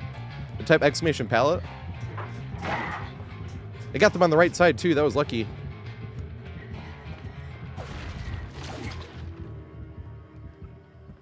Hey, thank you, Brian. We're up to 72 pallets. I only threw 48 last year. I'm up to 72 already. That's terrible. But last year I should have thrown more pallets. That doesn't really feel... There's like one or two maybe games so far where I'm like, damn, that didn't feel good. Like one of them I remember was in Escape on RPD, and I did escape because I threw 2 pallets. Like one of them was the stairs pallet, but that's like an ungameable god pallet, and that's when I'm like, you know, I'm just like, it didn't feel good really. I feel like we could have tried to escape without even throwing that. Yeah, those count, like, so out of the 48 pallets last year, that even counts as one of the, like, pallet saves counted as those 48. I think I only had, like, 16 pallets thrown in chase, but that's what felt bad. I should have thrown more pallets last year. There was definitely games where I was getting tunneled, and I should have thrown pallets, because the rest of the team was, like, depending on me staying up as long as possible, and I greeted a pallet, like a god pallet, when I'm on death hook, and I'm like, yeah, I should have thrown that. Like, specifically, that same pallet on RPD that I just talked about throwing, I was getting tunneled on RPD, and I tried to greed that to make it up to the office pallet, and they didn't respect it enough, and I just went down, and I'm like, yeah, I should have thrown that. Because now I'm dead with 3 gens left, instead of, you know, at least the chase going on for at least, like, another 30 seconds. Because if I throw that pallet, I would have made it all the way to RPD. Or, sorry, all the way to Scooby-Doo. That's what I mean by I didn't throw enough last year. It was like, I was trying to do it for a science experiment because I always say in the videos to not throw pallets and greed pallets all the time. And people were asking, like, I know you always say that, but how often does it actually... I was like, well, fuck it. I'll try to, like, not throw any next year. So I threw, like, 16-ish in chase, like, another 16... Like, it was, like, 16, 16, and 16. It wasn't quite the same, but it was around 16 in chase, 16 memeing killers, and 16, pallet saves. It was around that. I think it was really like 15, 17, and 16, you know what I mean? Something like that, but...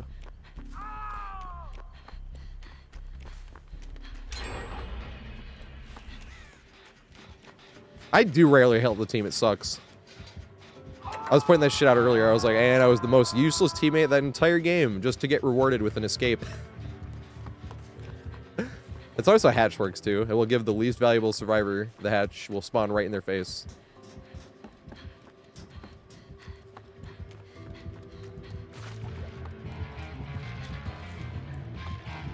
Damn it. Can they hit? Oh, he's not in the thing. Is this thrown already? No, it's thrown already. Damn. Now, here's a question.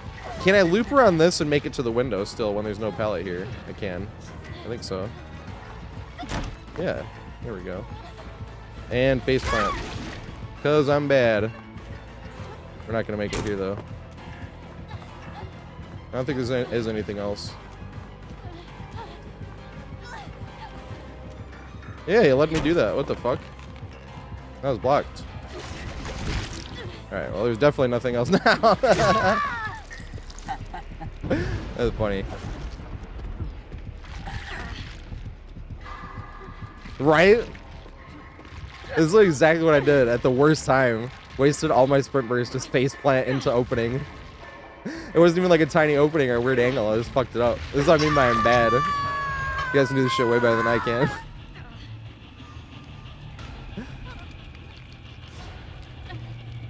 Zodi, that's the sad thing. I've been trying to scream less because I started having like throat problems. Now I know it's not just because of screaming on stream, it's because I was screaming watching the NBA playoffs and whatnot too, but it did make me realize, like when I was editing through my stuff, I'm like, damn, I yell a lot. Like even when I'm just like talking, I get too excited and it's only up from there, you know?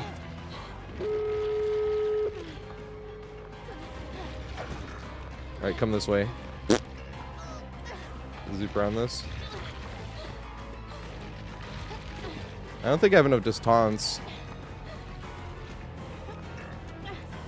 Nope. Damn. I was hoping if you looped around the thing, we could jump the window again. No, I don't drink tea. People have been telling me that. To drink some tea. Oh my god. Let's go snuff 1001, 1002, 1003, 1004, 1005, 1006, 1007. It was. I'll be honest, this is a super hot take. I've said this for a while, but that right there feels bad. And like I said, I know this is a super hot take, but I kind of wish that the anti-tunneling, you know, that base kit BT you get, I kind of wish that wasn't active in endgame. I've said that before. I know that's a super hot take. That's fine. What's life in video game? What's life in without some hot takes in video games and sports? Let's say both, right?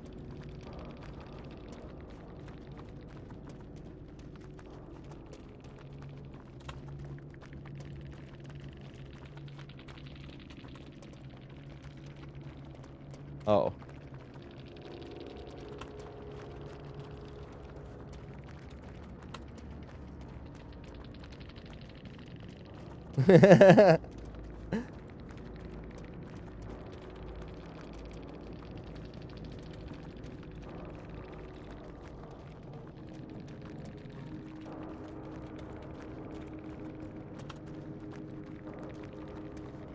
You too.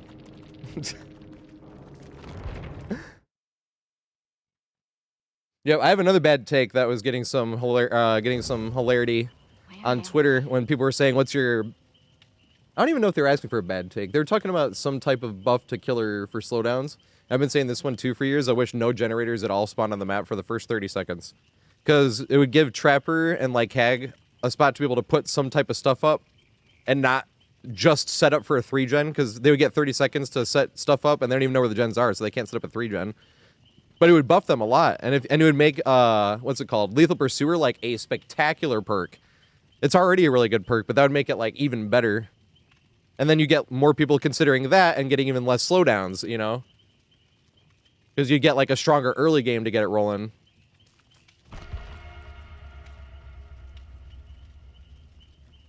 Oh, there was a Hens, yeah, it was Hens status. Something about hot takes. Like, what's your DBD hot take?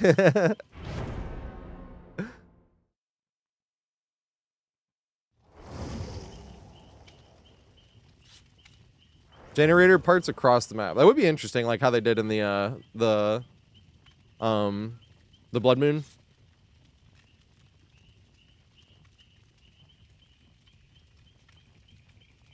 Base kit Noed. That's funny. I liked Noed. Or, sorry, I liked old Noed. I didn't even think that was OP. I thought that shit was funny.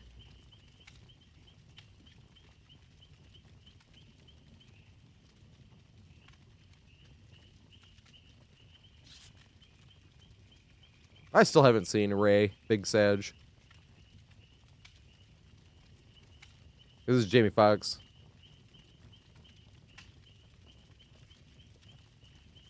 Playing Ray.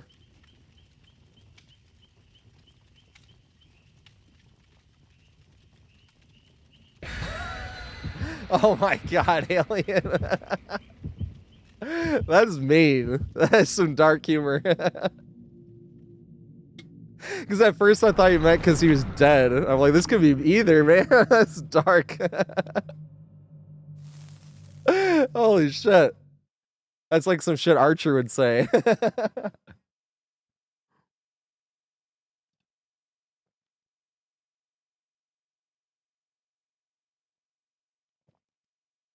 That's a good one, though. I'll give you that. It's just mean. The mean humor is funny. Or it can be, at least. Obviously, stuff can go way too far. But I don't feel like just straight up personally insulting somebody is even humorous, you know what I mean? Like, when it crosses lines like that, I'm like, this isn't humor anymore. This is just like hate speech. Hate speech is not humor.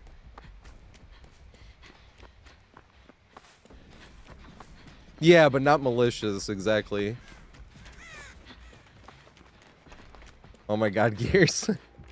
I appreciate it, but nah, I fucking suck for how many hours I got. I've been playing kind of bad today. That's the fun thing, it's a video game, so it doesn't matter if you play bad or not. Plus, if anybody else needs to hear this, because I'm not comparing myself to Kobe Bryant, but this was like one of the most inspiring things I ever saw, especially when you're like having a bad day playing games or shit like that. But like when you're actually just playing bad, not like when everything backfired and you lost all the I just mean like when you're like, what the fuck? How am I just playing so bad today? Like no matter what game you play, we all have those days, right? Kobe Bryant had this day, and this was like one of the most inspiring things I ever saw, because it felt like watching something out of the Twilight Zone. I heard somebody say it, and I was like, no way, you know? And I get home and I'm looking it up on YouTube, and this actually happened. But if you go on YouTube and you type in Kobe airballs 4 times, oh my god, Free-Hole. I know. How have I thrown 72 so far? It's terrible. And I've been not dragging my feet, but I've been taking it a little easy watching these playoff games. So the Strongwood guide is taking a while. And then I'm going to have to squeeze a few other videos. Like this weekend's video is going to be the one of like, after 5 years of no perks and on Killer, I'm spending the blood points. And it's going to be on Killer, right? That's going to be the video this weekend. And that's because next week, if there's a PTB that has Five Nights at Freddy's with the auto spend, I can auto spend them and be like, this is how fast it spends before actually spending it.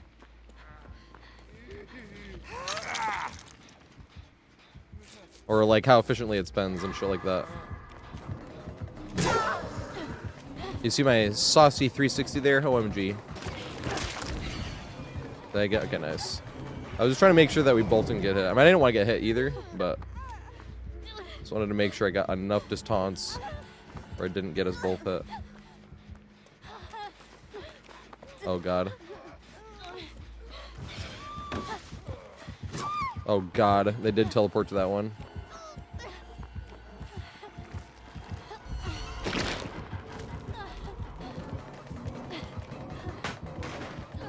Free-Hole gifted another subscription. Oh, and I'm sorry, Free-Hole, because I think this is the last game. I owe Free-Hole like a month's worth of Michaela.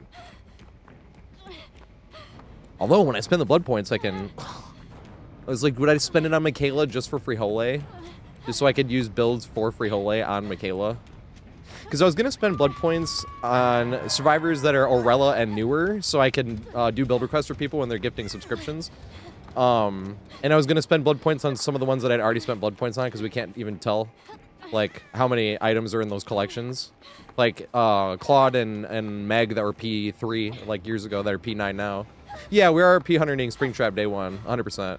And then I'm spending all my blood points on all my other survivors. Or, sorry, on all my other killers. I want to get Nemesis to at least P69, and then a bunch of other killers to, like, P10.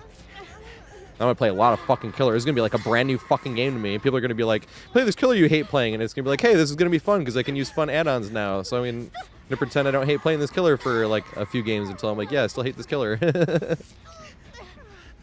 Oh shit, oh shit. Read it.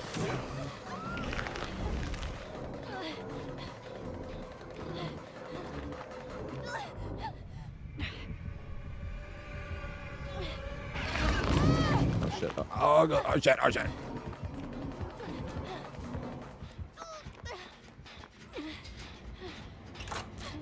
Yep, P100 Springtrap. The thing is, I haven't played Five Nights at Freddy's. Oh my god, Gears of War. Just donated $2. Thank you so much, mate. Sorry I missed that. I'm not the GOAT, though. I appreciate the kind words. I'm not going to be like, don't call me that. But I always like to be like, okay, no. Because I don't want people thinking they can't do anything I do. Trust me, you can do the shit better than I can. Make way too many mistakes for 10,000 hours. I make so many mistakes that when I actually play bad enough, I pretend that I have less hours. I pull up my Steam profile and I'm like, see, I only have like 8,600.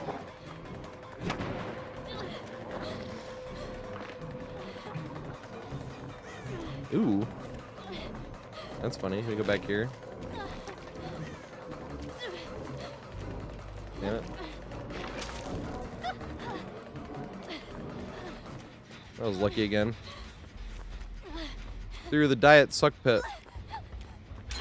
Oh, they went that way.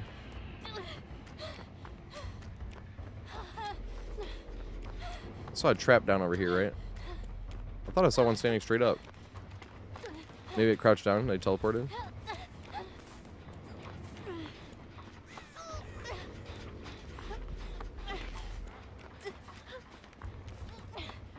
I'll do the FNAF at some point.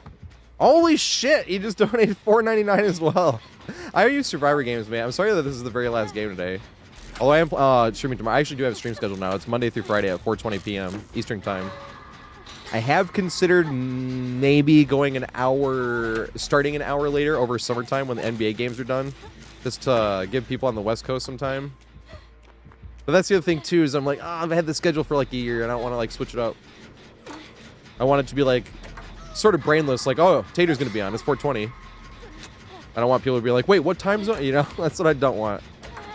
And then if the stream is, as long as the stream goes for 3 hours, then it's all 3 time zones I'm live at 4:20. You know, as long as I'm live long enough. I will play the original Five Nights at Freddy's, which is probably going to be a while. Probably not even this year. It's just the downside of not being a full-time content creator. It's either like working, editing, and then streaming. Streaming is the spare time. And it's like, yes, I could do Five Nights at Freddy's on stream. It's like, oh, but I want to play DBD. You know?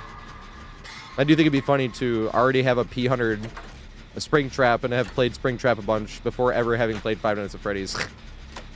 That'd be hilarious.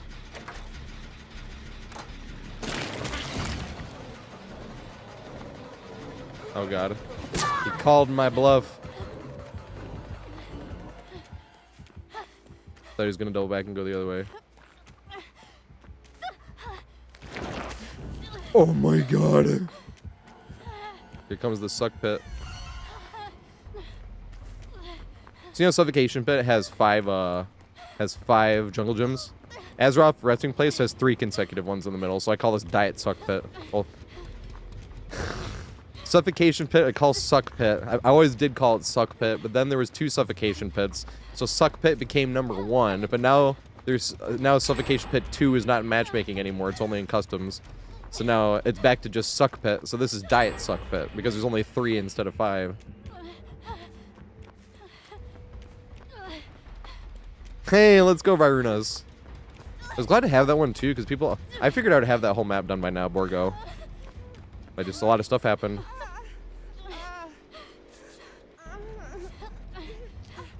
Things keeps happening. Gotta pick up another shift to pay rent, you know, stuff like that. Been a week in the hospital, like random shit.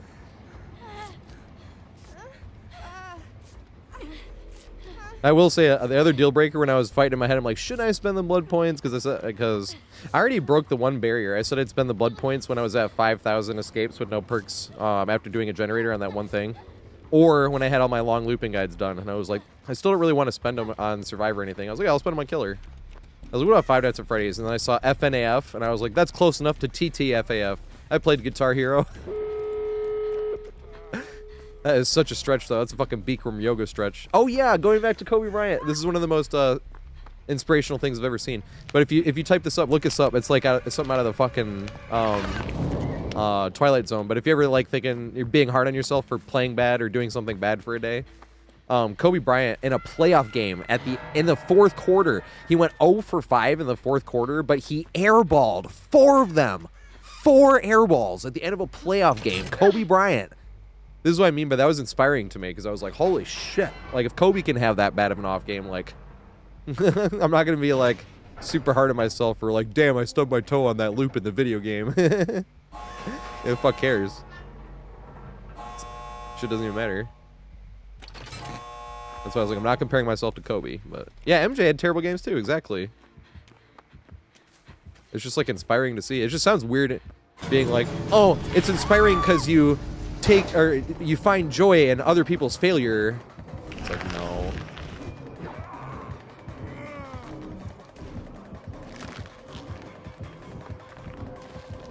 Oh, I wanted her to crawl.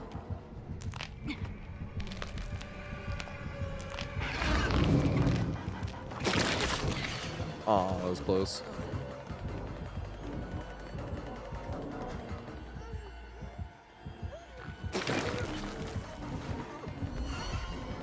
If she gets close enough. No! Damn it. I was like, if she got close enough, I could heal tech her. Damn it. But also, he might have picked her up if she got any closer. 724. Nice. I do have time for both of those songs we were talking about. Also, I miss Gears of War. Gears of War, I talk about this a lot, probably too much, because I like trash talking. It's fun. I talk about trash talk 10 times as often as I even talk trash. There's not much reason to talk trash when you're playing Survivor. There's like 10 times the reason when you're playing Killer. There's always some Survivor doing some dumb shit on purpose. Being like, Killer, you're like, oh, Survivor, you know? It's almost never do you get a killer like going out of their way to try to be annoying.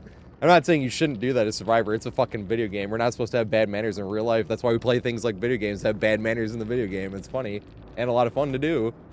As long as you're not doing anything that's toxic. I think something's toxic, you can get banned for it. Then it's toxic, because then it's like you're forcing people to DC and shit like that. That's different, you know? But just like having bad manners in a video game, it's like, come on, this ain't real life. That shit's funny.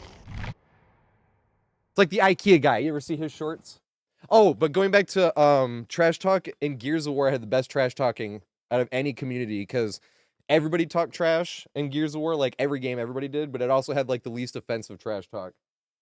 Where, I mean, it had offensive trash talk, but where people weren't just trying to offend you. It was all like, you'd have 8 people all talking trash, but we're all laughing, you know? In Gears of War 1, there wasn't Xbox parties yet, and that specifically is when it was awesome, because if you're playing Elimination, and there's the first like year, maybe even 2 of Gears of War, there wasn't even King of the Hill or Annex yet. It was just like Assassination, Execution, and Warzone, which were all elimination. And the way it worked was when you're in between games for those 10 seconds, like before the round started, or in between rounds for those 10 seconds, everybody could talk. So that's when you have all 8 people just like fucking yelling in their mic for fun. You know, until the round starts again, it's like, all right, I'm going sniper, I'm going boom shot. You know what I mean? Like, it was really funny. Like, no one ever got mad. Like, I mean, every now and then, obviously, people get mad, but like in Gears of War, like everybody was always talking trash, and I rarely heard someone actually get angry at the trash talking Gears, and that's what made it amazing. But the best part about it was, since it was elimination, say you and me were playing Gridlock, and we both went to grenades, right? We have a close fight, and I kill you, but then your teammate snipes my head off right after I kill you, right? Now we're both stuck in the eliminated lobby, and we're both just sitting there talking trash to each other until people pour in. That's what made it even funnier. So if I'm there, and then another one of their teammates die, trash talk-wise, it's 2v1. It's they're ganging up on me. But I have more trash to talk because we're winning. You know what I mean? Like, that shit was so much fun. Like, way more trash talk. And then, like, and the more people would just, like, trickle in, so then they're ganging in on the trash talk, like...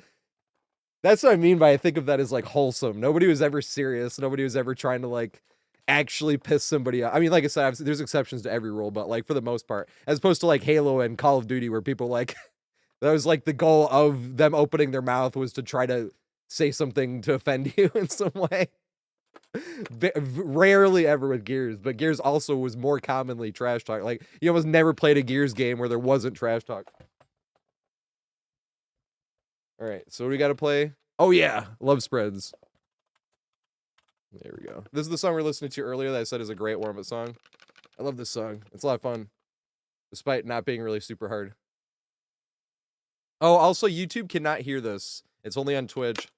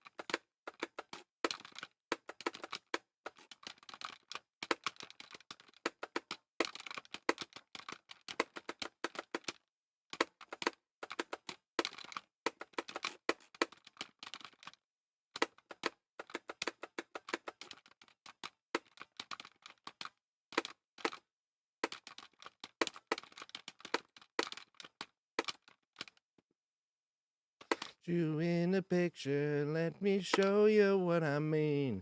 The Messiah is my sister, ain't no king, man, she's my queen. You in the picture, let me show you what I mean. The Messiah is my sister, no king, man, she's my queen.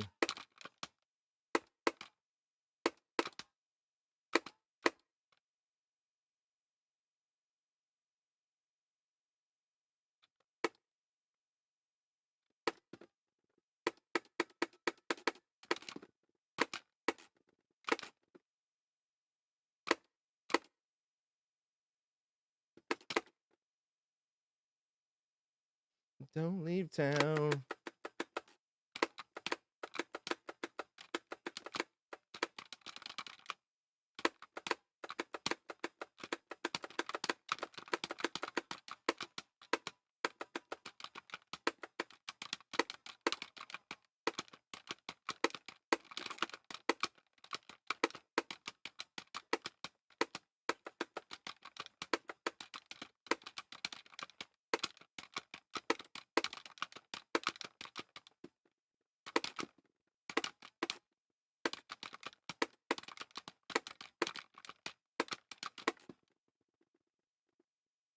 Gotta love this song. For an F-150 type beat. I can't control the star power. That's why my scores all suck. I'll have like 100% on songs. I was kind of happy I missed like a few notes on this one. I'm not gonna lie. Because when it's a warm-up song, it's a little more stressful when you're on 100% because you're like, fuck, I might mess up just because I'm not warm. I already messed up. I'm like, all right, no pressure anymore. There's always a teeny little bit of pressure, but that's the thing too, is the pressure makes it more fun and more interesting. You're like, oh shit, I don't 100% this.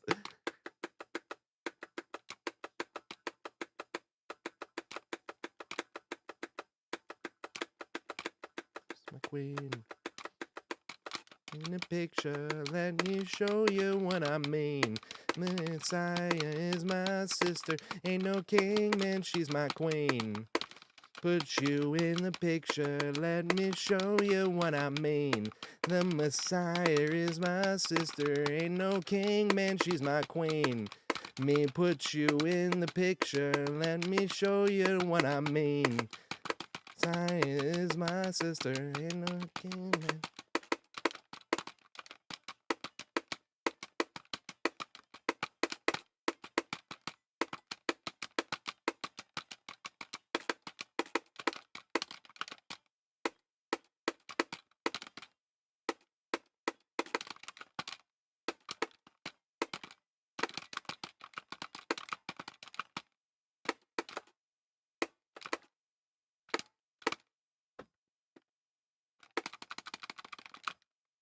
Woo! Still's got 7 stars, though. That was kind of a bad run.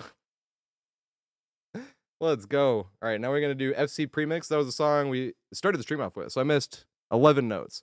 1,469, I missed 11. What's up, Mikey Runts? What's up? I reached that count words. I don't have to go, though. Trust me. You can do this shit better than I can. Well, like Guitar Hero, maybe, but... DBD. But Guitar Hero, I have a huge head start on everybody. I mean, same with DBD, to be honest. But Guitar Hero, I do consider mechanically challenging. DBD, not at all. Well, Killer, yes. But on Survivor, there's nothing really mechanically challenging. That's why I'm like, oh, man, we should get more people playing this. It's not hard. Yeah, a lot more people joining the game if we didn't pretend that Survivor was some cracked skill you got to be, like, born with. Was I gonna... Oh, FC Premix. Yeah, here we go. Online clone hero lobbies. Interesting. Maybe. I hadn't thought about that. Because not many people play clone hero. So you're like, huh.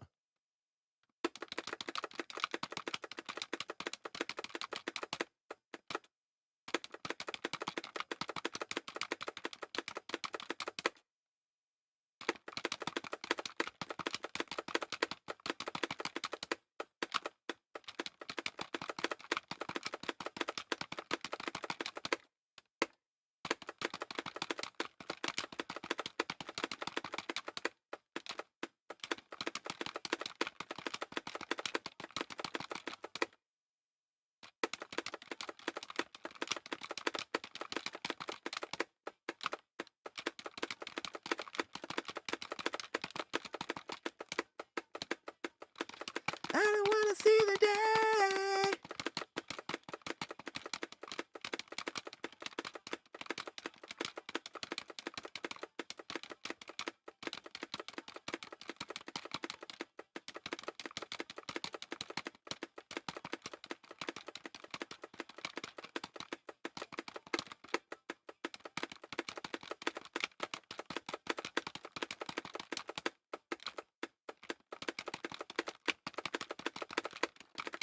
Oops.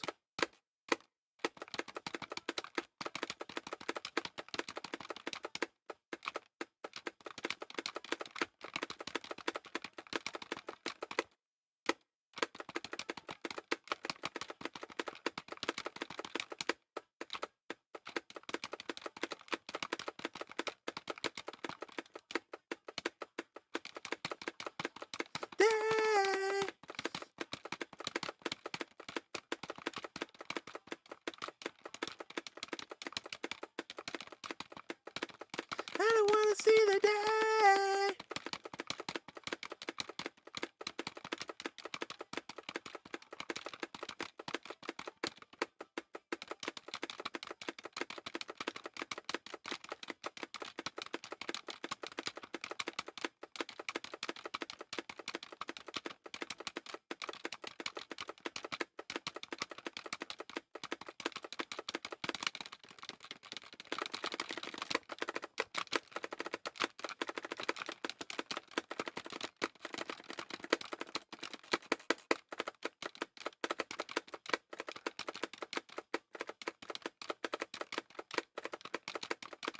That one part was different. I feel like that was then Guitar Hero 3. That part was not, that part was hammer-ons, and I was like, what the fuck? It was hammer-ons for most of them, and it's like, you want me to strum that fast while hitting triplets?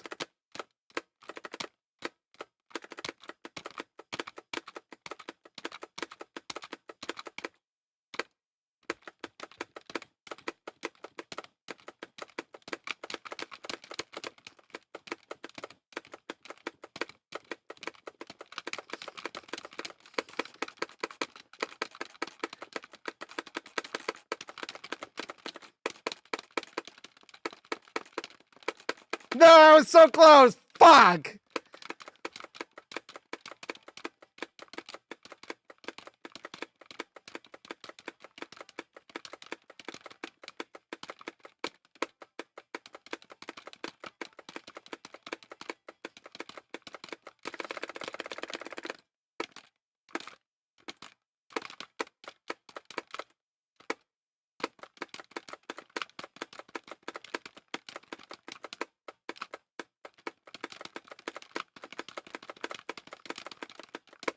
Woo! It was in Saints Row. Let's go.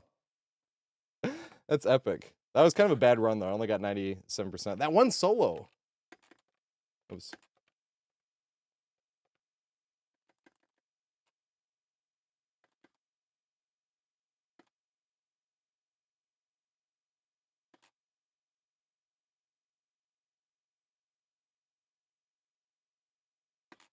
I think it was these two, right? I want to hit that one part.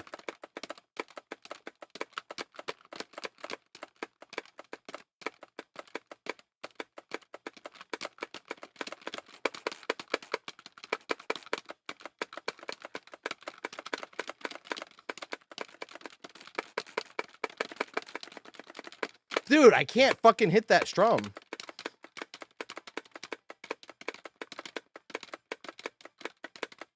That part is hard as fuck because it wants you to strum once and then hit from the strum to hit this and then let go. And then it goes back to this and you have to wait for that note to register before you strum on the very next note again. And it keeps saying that I'm strumming too early. And that's why I'm like, bro, I'm not strumming too early. I'm gonna do this shit again.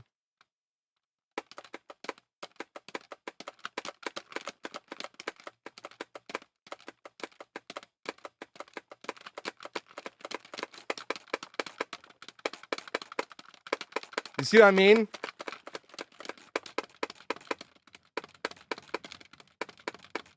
There we go. Fuck.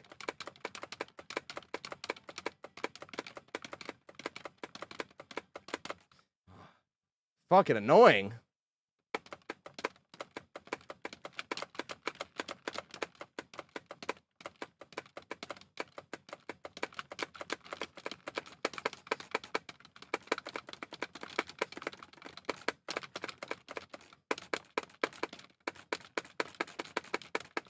Fuck, man, I can't. That shit is annoying as fuck.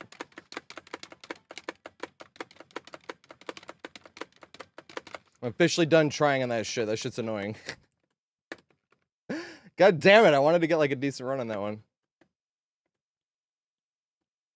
Ooh. I know what the last song we can play is. I shouldn't be playing anymore, but fuck it. Yeah, I haven't played this in forever. But it was reminding. Oh shit. Last song. Wait, did I just do it again?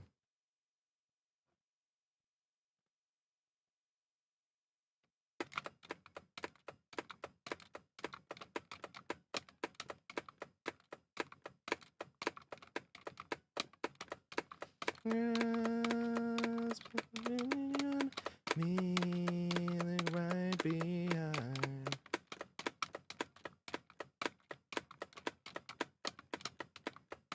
Anymore, I will go anywhere. See.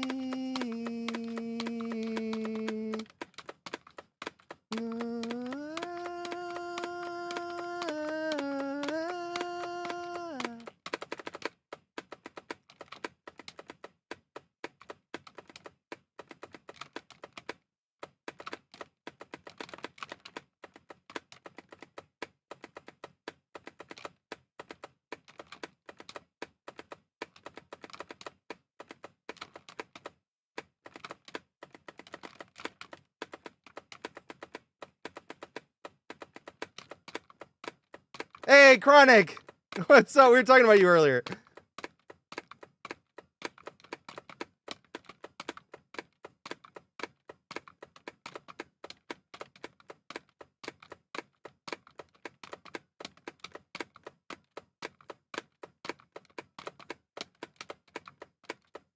Crazy.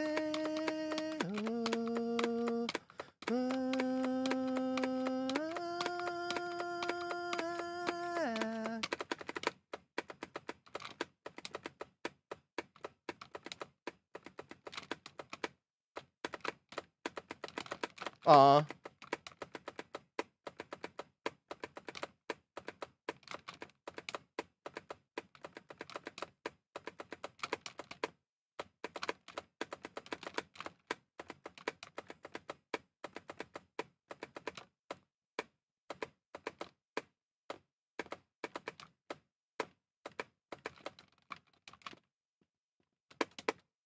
I cannot control the star power. Unfortunately. We are the monsters. We are the monsters. We are the monsters.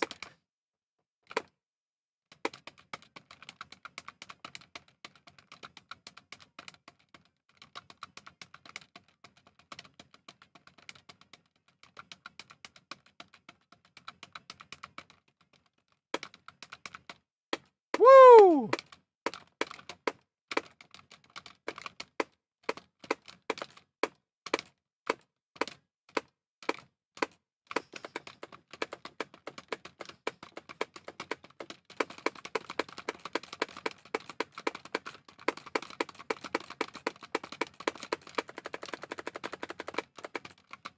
Woo! 100% of that shit. And I messed that up.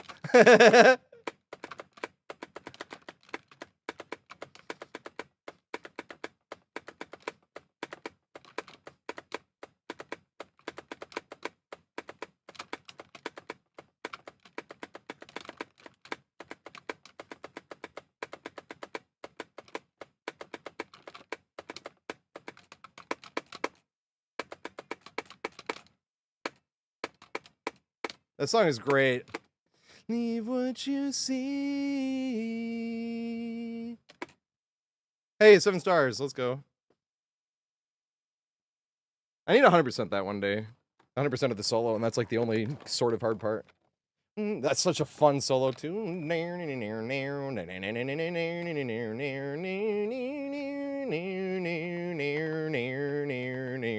I only made the one mistake. Missed 3 notes in a row. No, I didn't. I missed in chorus 3, apparently.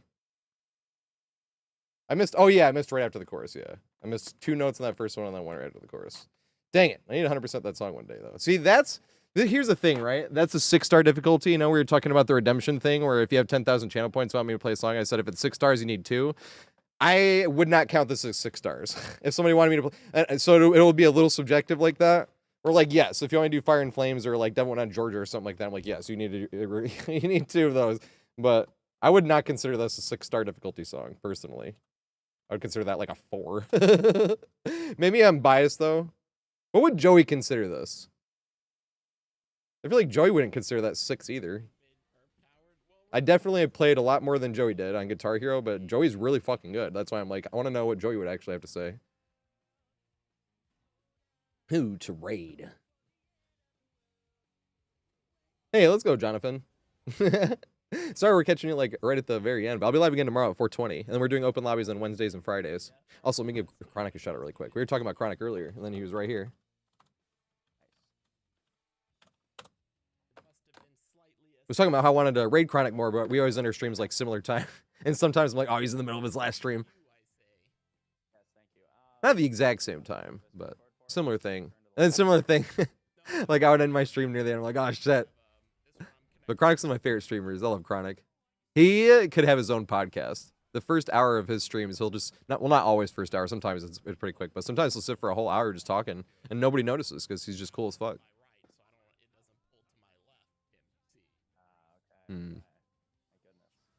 I'll make sure to check everybody really quick before I go. Nated from Halo.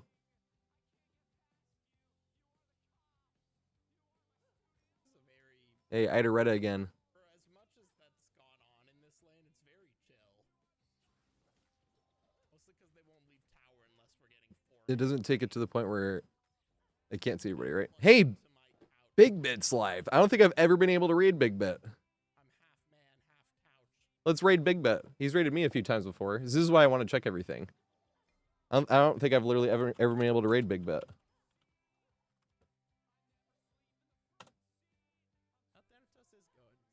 Yeah, let's go. Okay, nice. All right.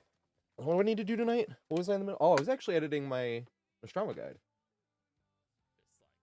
Because you have to like decide which ones you're going to edit and whatnot. And this weekend I was going to do a Hawkins, that intricate tile that I talk about way too much. I love that tile. It's like one of my favorite tiles in the whole game. But that's what I want to do, that tile. But I was going to do it this weekend, but I think the PTB is going to be next weekend. So I want to make a warning video of like, hey, I'm spending my blood points because I don't want it to be like a shock to anybody. And then if the P2B is next week, then I'll make the auto spending thing and then maybe make the Hawkins video for that weekend, or maybe I'll say it for the next weekend. Depends on how much time I have. And if there's no tutorial, then I'll definitely do the Hawkins one that weekend. And then if not, then I'll do the Hawkins one in between that and when it comes out while I'm working on Nostromo as well. And then we're going to spend the blood points and play a lot more Killer finally. I haven't played much Killer in like forever, but No Perks, No Add-ons Killer got a little old after about 4 years of that. Wait, I got some follows as well. No Lifey, that was 26 minutes ago. Otter, Eat Frog, and Jaxie. Thanks for the follows, mate. Sorry, I was missing that. I think that was when I was like just starting up Clone Hero. But yeah, I'll be live again tomorrow at 4:20. The schedule's 4:20. If it's the first time you've ever been here, 4:20 p.m. Monday through Friday, and we do open lobbies on Wednesdays and Fridays. All you got to do is type !join and I'll put you in the queue, and then when your turn's up, you get one turn, and then you can re-enter as many times as you want. But have an amazing night. Please remember to take care of yourself. We take care of other people, but please remember to take care of yourself as well. That's the most important part. Have an amazing night, and I'll see you guys tomorrow at 4:20.